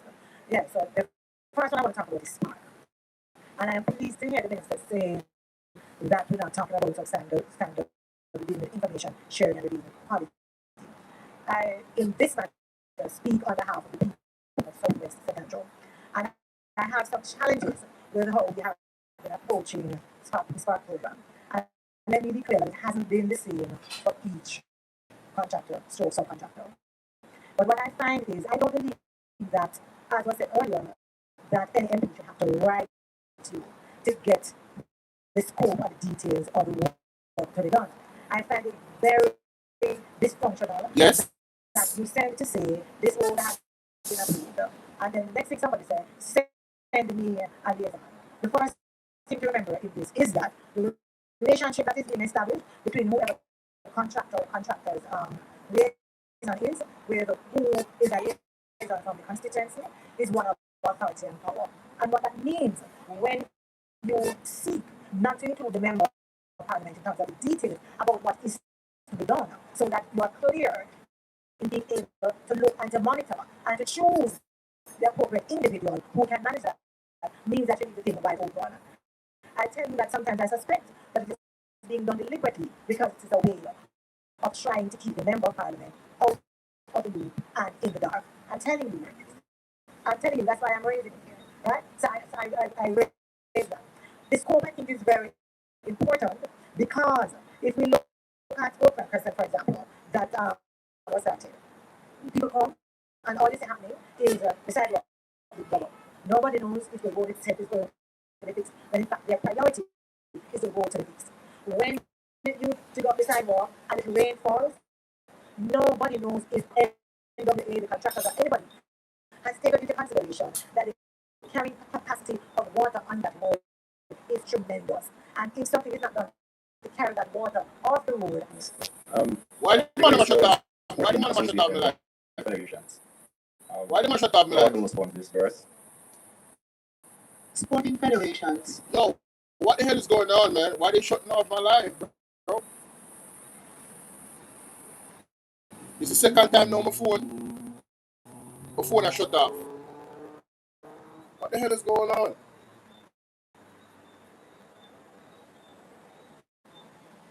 It's the second time now this phone I shut off. And it's my main channel too. For the persons over like Bolo VNR 2.0, I'm gonna send you the link to Bolo VNR. For the persons on Bolo VNR clips, I'm gonna send you the link to Bolo VNR 2.0. I'm gonna finish what I'm doing over here. So I'm gonna end this live because I don't know what the hell is going on. I'm going to end the live on Bolo VNR clips. Alright? So I'm going to send you the link to Bolo VNR 2.0 in the chat. Give me a second. What the hell is going on, man? Every minute they must shut off my live. I didn't even do any work today, bro. This is the only content I put out today. And these people messing with my stuff. Pissing me off, man.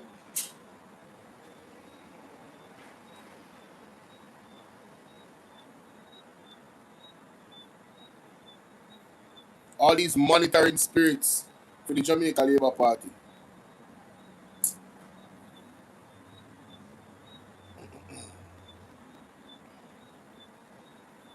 Bolo VNR clips. There it is.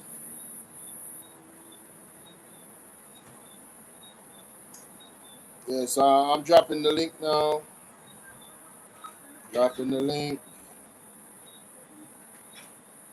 You guys can just click on the message right there and join. All right? Yeah, man. It's crazy. You're shutting out my stuff. Yo, same thing with TikTok. TikTok come over to YouTube. All right, Splash the G. You know what to do. You know, they kicking me off my own life, bro. That's wild. That is wild.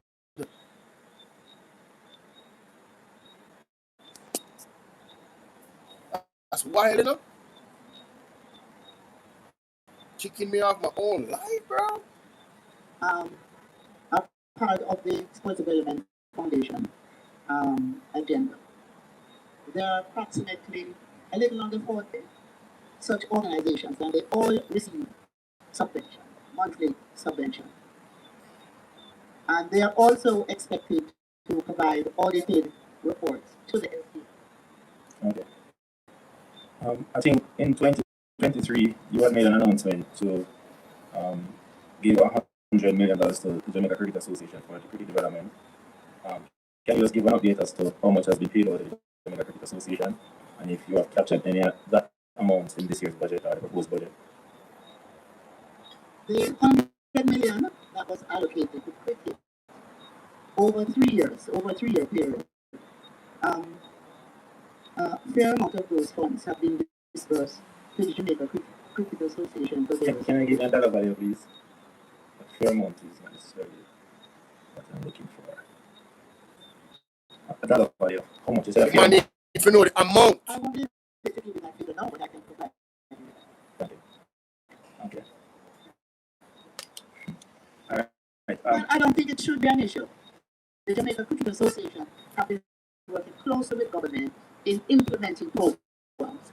And we can account for those. Yes, Minister, in the interest of time, including the rights of the lineup, Minister, I have answered the including the question. scoreboard, Thank you. including development programs. Minister, So you have promised to give me an update. It's not a Promise, secret. Minister, Information will be provided to you. You have promised to give me an update. Right, I will appreciate that. Thanks. As I move down to sport infrastructure development, of the national sporting assets that we have, you have mentioned in your opening statement what you intend to do with the national stadium. But under the Independence Park Limited, you also have the Trelawney Multipurpose Stadium. How much do you have in your budget for upgrade and development of the Trelawney stadium. It is, of course, in a deplorable state and certainly in disrepair. For the Trelawney multipurpose stadium, what is in the budget is primarily for maintenance, which is 45 million. All them way for Currently establishing an enterprise team because we have interest is being expressed in privatizing and developing the facility there. all them way A for facility that will be at the center of sports. Okay, I am still on sporting assets. I note for the last maybe 4 or 5 years, the Western Champs, unfortunately, has not been held in Western Jamaica and has been moved to GC Foster. Is there anything allocated in the budget for the Catherine Hall Stadium to be renovated? The Catherine Hall Stadium is not owned, or the Ministry of Sport is not responsible for the Catherine Hall Stadium. Okay, thank you. It belongs to the municipality. Thank you, Minister. I know the Jamaica government has an interest at Sabina Park. And I know in your statement you said that the CBL will return to Sabina Park, the Jamaican franchise.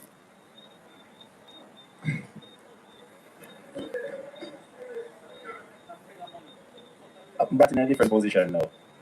I want to know, Minister, from a supporting role as a government, neither for CPL, if so, what are the timelines in terms of the agreement with the Jamaican government and how much you have committed on behalf of the government of Jamaica?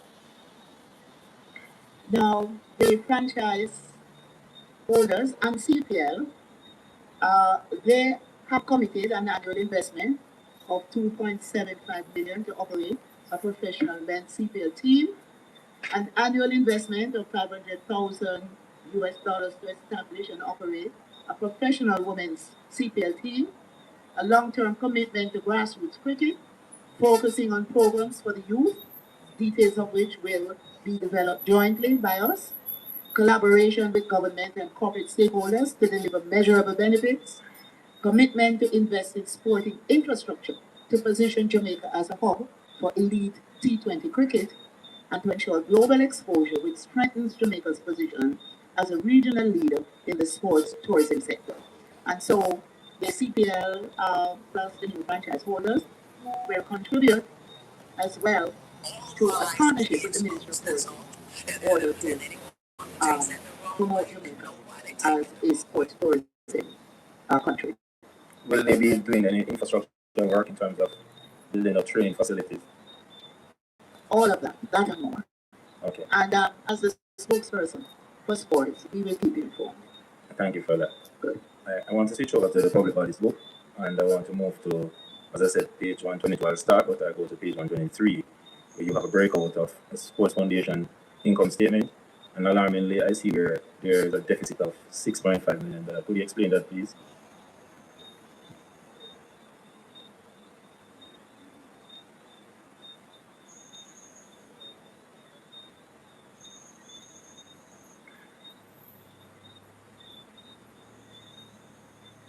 $6.5 I'm seeing here, million. Projected for 2026.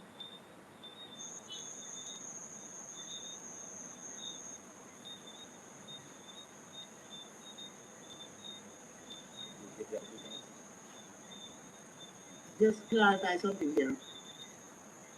SDF has to work based on the ceiling that it is. So their projection here may show a figure that that would raise the question in terms of if they're able to do the project based on what the figure shows here. But you will find that SDF works with the calendar rather than the fiscal year. And so they have some flexibility. They have the flexibility of being able to cover the projects even if they show a short. Okay, Minister. Interesting. Very interesting indeed. Alright, so we got those out. Okay, I wanna know. I must say, Chairman, that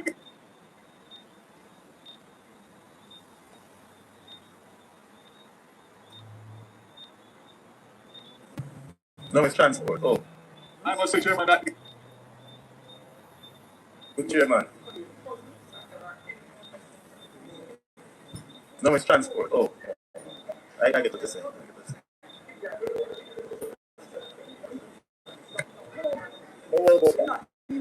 the member said that he didn't write to me in relation to some of the portfolio responsibilities. Right, sir. Right. Even though we would want to move member persons to the next segment, just for efficiency, there are more energy questions.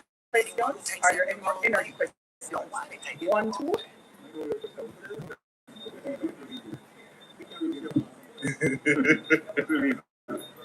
These questions have been posted on behalf of Member Phillips, as indicated with that PhD. So the first question is they are directed to page 158 of the public bodies book. The GOJ grant to the JUTC of 11 billion. What does this include?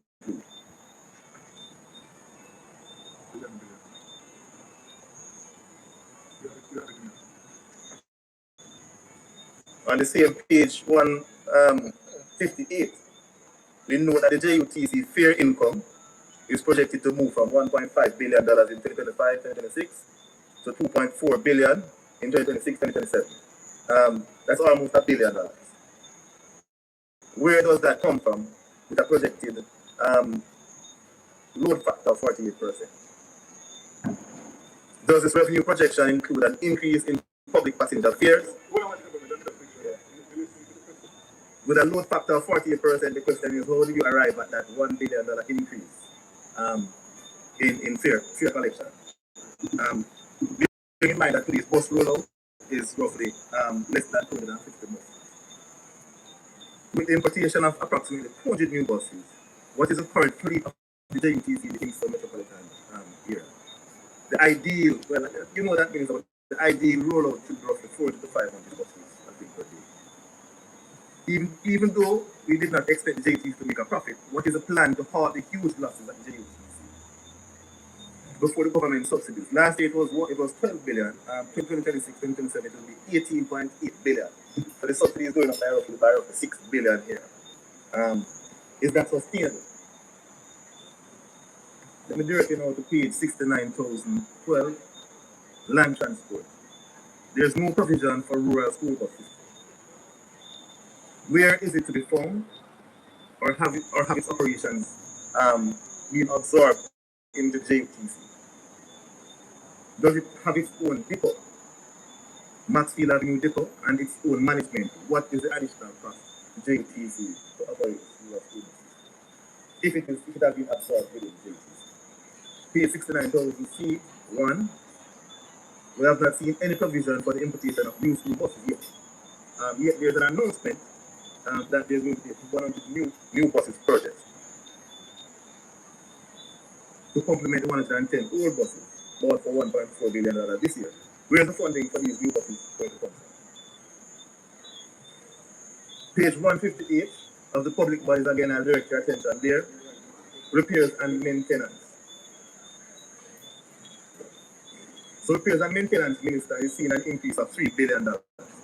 What will contribute to such a large increase in the allocation of protection for repairs and maintenance? Is it a function? Does this large increase, is it a result of the inclusion of the school buses in the operations of the JUTC? Why are we seeing a $1 billion increase in the line item fuel and lubricant? So look at the line item, fuel and lubricant is a $1 billion increase. Is that increase as a result of the absorption of the rural school bus system into the operations of the JUTC? Then again, look at public bodies, page 2, the Airports Authority of Jamaica. The AAJ is projected to lose $3.6 billion in 2026-2027, according to the income statement on page 140. Is that an indication that the forward sale revenues under the securitization program was overdone? It is noted that the company will be paying over $12 billion to the concessionaire this year. The budget will have to find almost $3.5 billion to offset the Airports Authority's losses. Those are the questions. Thank you very much. I will answer them as I receive them, not necessarily in the order that you gave. So the first question that you asked was about $11 billion. That subvention will be provided from the consolidated fund. Now you also mentioned about $18 billion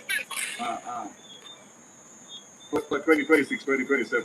The figures that I have is 12 point something billion dollars, of which the JUTC will earn about $2.4 to $2.5 billion. So the subsidy would be somewhere about $10 billion. I'm not quite sure where the $18 billion is coming from. Yeah, I'm just saying, I'm not quite understanding where that based on the numbers that I'm using here. So the 18 is before the subvention. Okay. So 11 would be the subvention. Okay.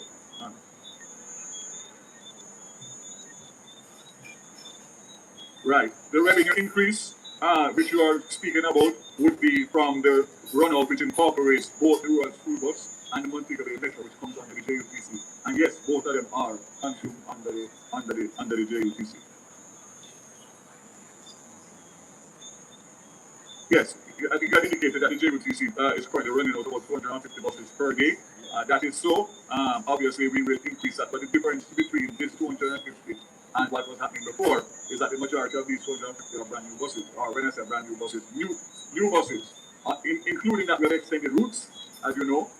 So there's a lot more happening with the with the 200 buses, 250 buses that would have been happening before. It was basically KMTR. Now, of course, you know, we went to Maven, we went to Mandeville, we went to Ocean, we're going to other destinations. The $11 billion that we just mentioned a while ago would obviously cover salaries, bus operations, bus maintenance, and of course, contracts to do with the JUTC.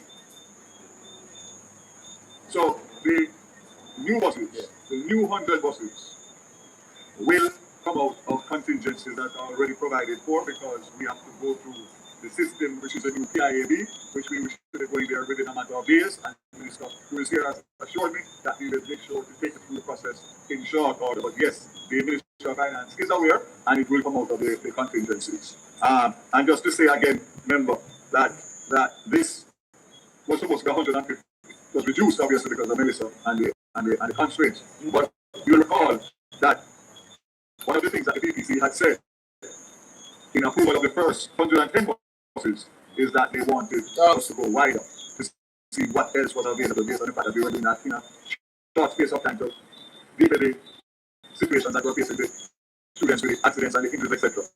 So this coming out of an expression of interest, which is international, and of course we will then, after we go through the PIAD process, we will then do a procurement, which will be competitive. I must say, Chairman, that Chairman. Boy, it's good when you have him on record, you know. Good when you have him on record. Excellent. What I'm looking for. Such organization. See what happened in the news.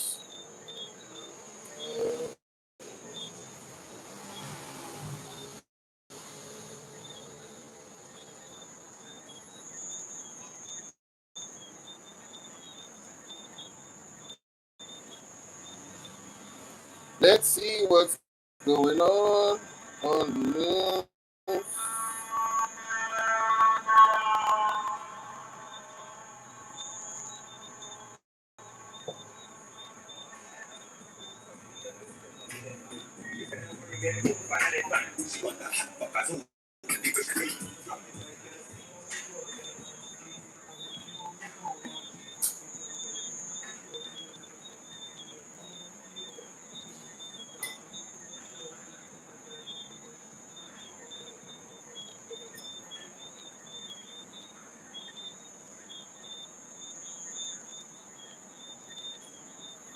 Hold on, wait.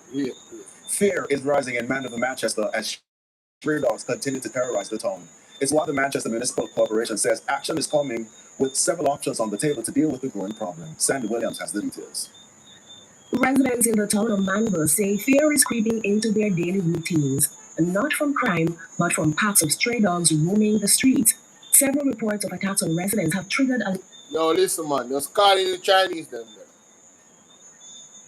Stray dog problem done. Just call in the Chinese them. You're telling me that stray dogs are terrifying the people of Mandeville. Them they are not stray dog, them they are stray wolf.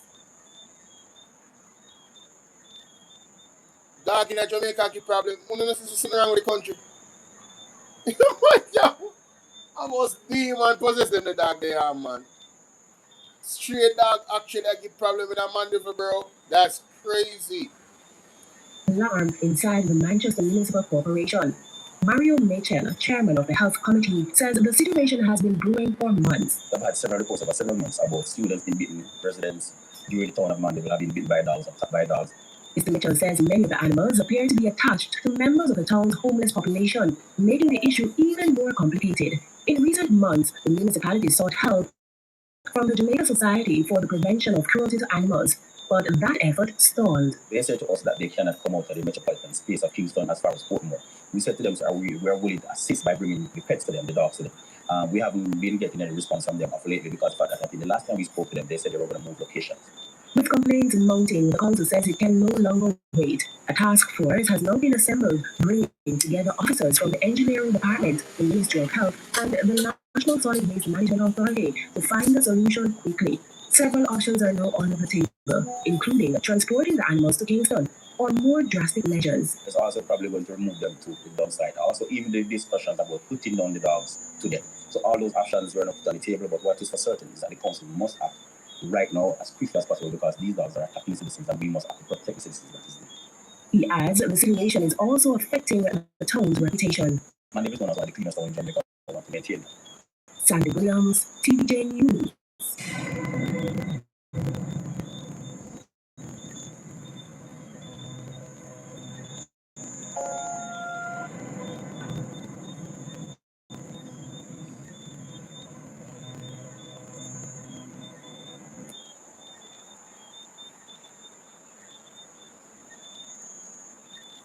TikTok, go now, go on with. Big up on yourself. You know, say, me have to share that story I will do now. Jamaica mash up. Jamaica mash up, you know. It's like everything that happen go wrong one time. Listen to this, because I can't believe this. Fear is rising in Mandeville, Manchester, as stray dogs continue to terrorize the town. It's why the Manchester Municipal Corporation says action is coming with several options on the table to deal with the growing problem. Sandy Williams has the details. Residents in the town of Mandeville say fear is creeping into their daily routines, not from crime, but from packs of stray dogs roaming the streets. Several reports of attacks on residents have triggered alarm inside the Manchester Municipal Corporation. Mario Mitchell, chairman of the Health Committee, says the situation has been brewing for months. I've had several reports for several months about students being beaten, residents during the town of Mandeville have been beaten by dogs, attacked by dogs. Mr. Mitchell says many of the animals appear to be attached to members of the town's homeless population, making the issue even more complicated. In recent months, the municipality sought help from the Jamaica Society for the Prevention of Cruelty to Animals, but that effort stalled. They said to us that they cannot come out of the metropolitan space of Kingston as far as Portmore. We said to them, sir, we were willing to assist by bringing the pets to them, the dogs to them. We haven't been getting any response from them lately because of the fact that I think the last time we spoke to them, they said they were going to move locations. With complaints mounting, the council says it can no longer wait.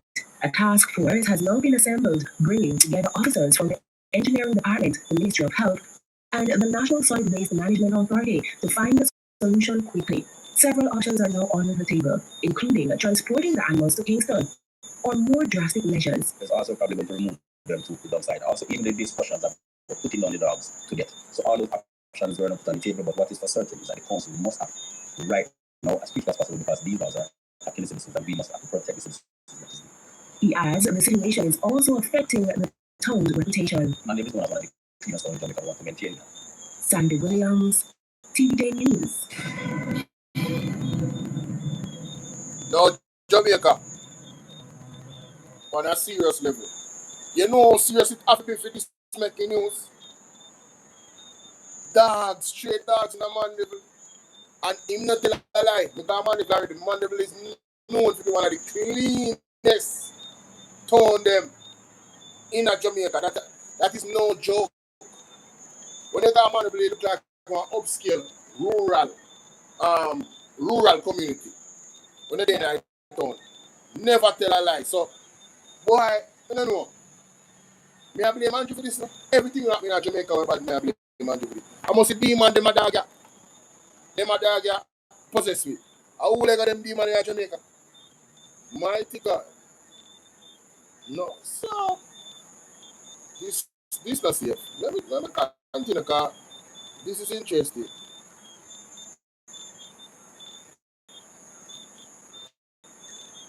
Bounty Killer received Guardian of Culture Award.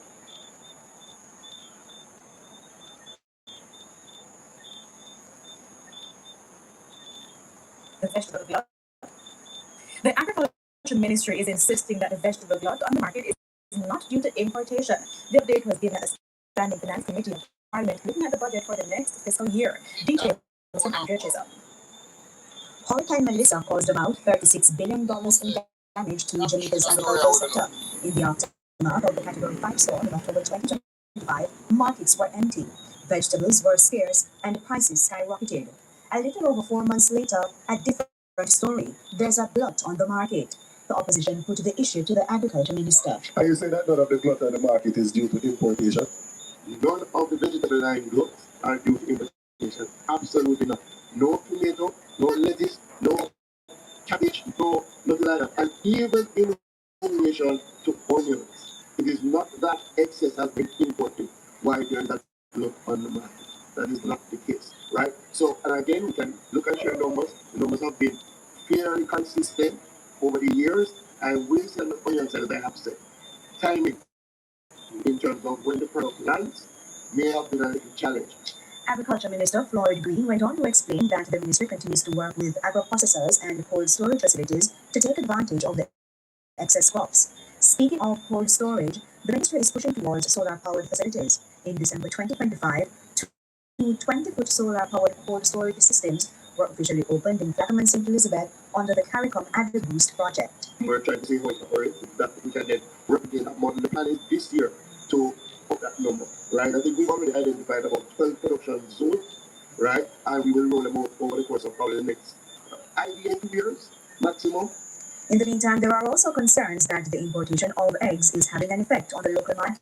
The Agriculture Minister indicated that the local egg industry has not fully recovered from Hurricane Beryl in July 2024, but it's keeping in touch with the Egg Farmers Association. So we're doing a assessment. Once the local market is able to satisfy our demand, then there will be no importation, right? Once that is the case, there will be no importation. But what we don't want is to go back to a place where retail stores are rationing how much eggs people can buy, because again, it's a very important protein in the diet of the Jamaican people. For the upcoming fiscal year, the Agriculture Ministry will continue its strategic approach to the quality development of farm roads. 55 roads were completed in the last fiscal year. Andrea Chisholm, TVJ News. Coming up in this newscast, Iran sees strikes every few hours as Trump demands Iran's unconditional surrender. Please stay with us. We'll be right back.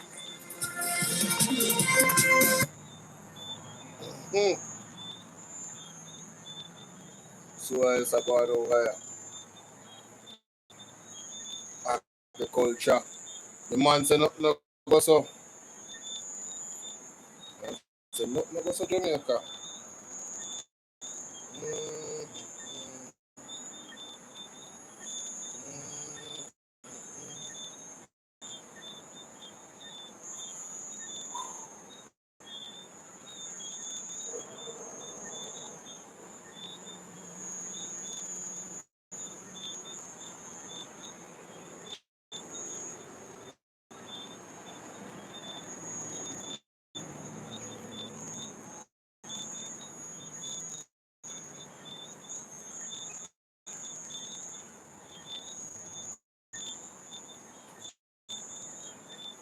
The complainant who alleged that MP for Central Westmoreland Dwayne Bars and his driver assaulted him has also been charged. Neil Strawn has been arrested and charged earlier this week with assault occasioning bodily harm after Bars' driver Michael Merritt filed a counterclaim against him. The 52-year-old businessman was granted station bail. Allegations are that an altercation developed among patrons at an event at New Market Oval, which turned physical. During the dispute, Ms. Strongman was physically assaulted and sustained injuries. Following investigations, the MP and his driver were arrested and charged with assault occasioning actual bodily harm. The three men are scheduled to appear before the court in Whitbourne, West London on Tuesday, March 10. What a thingy. Counter sue, man. Counter sue.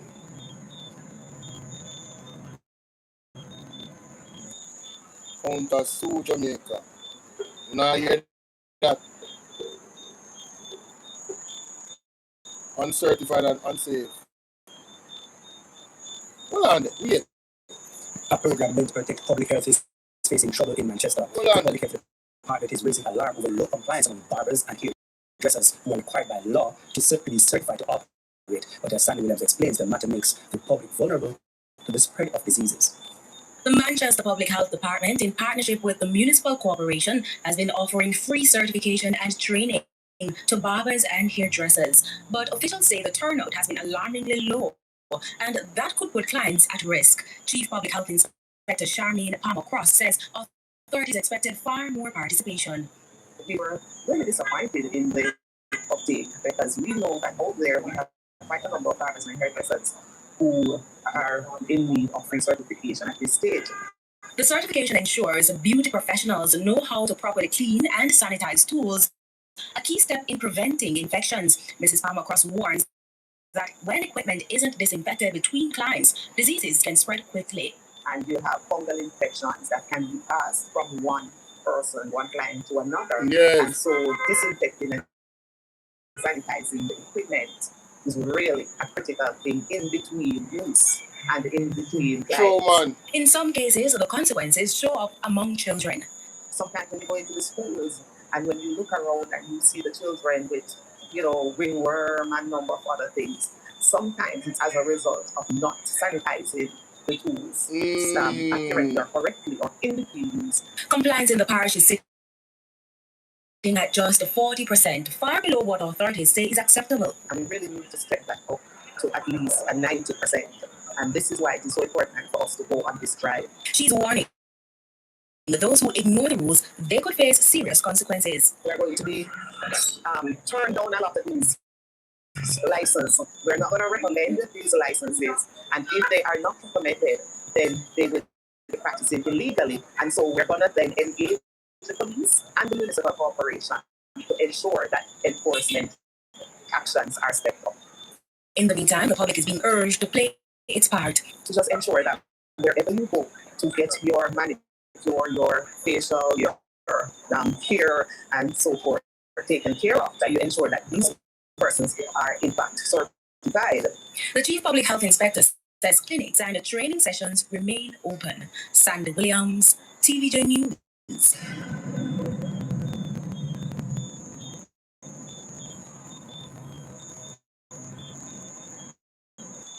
Yes, I hear the storage. Yes, I hear the water. Yes, I hear the rain.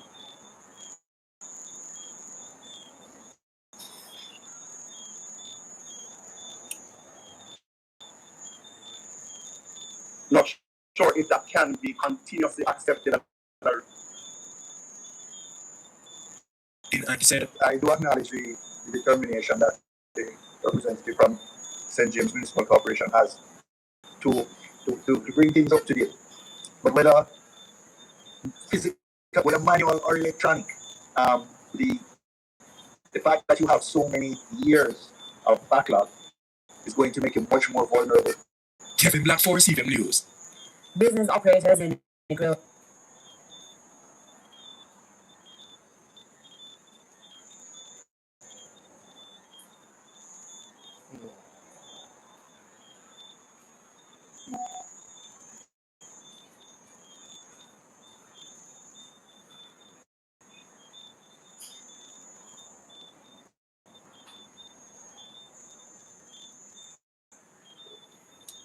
Yeah, I'm going to finish, I'll come back later. I'll be live later. Alright? Late night vibe, the thing. Zane, mess up on yourself. probe the news and go through some stuff and because I know so we can update one. Alright, so again, the person that are here, before you leave, I want to invite you to become a member of the platform. Somewhere down there, there's a button where you have a money sign. If you see that button, check it out. Alright, yeah man. And big up my big up the second member of the platform, Jane. We have Sass 81 and Jane. We know say female them never support, you know. Female them always have my back, you know. Hey, we love them. Hey, big up on yourself. No say female never support, see? So one love sooner or later, see?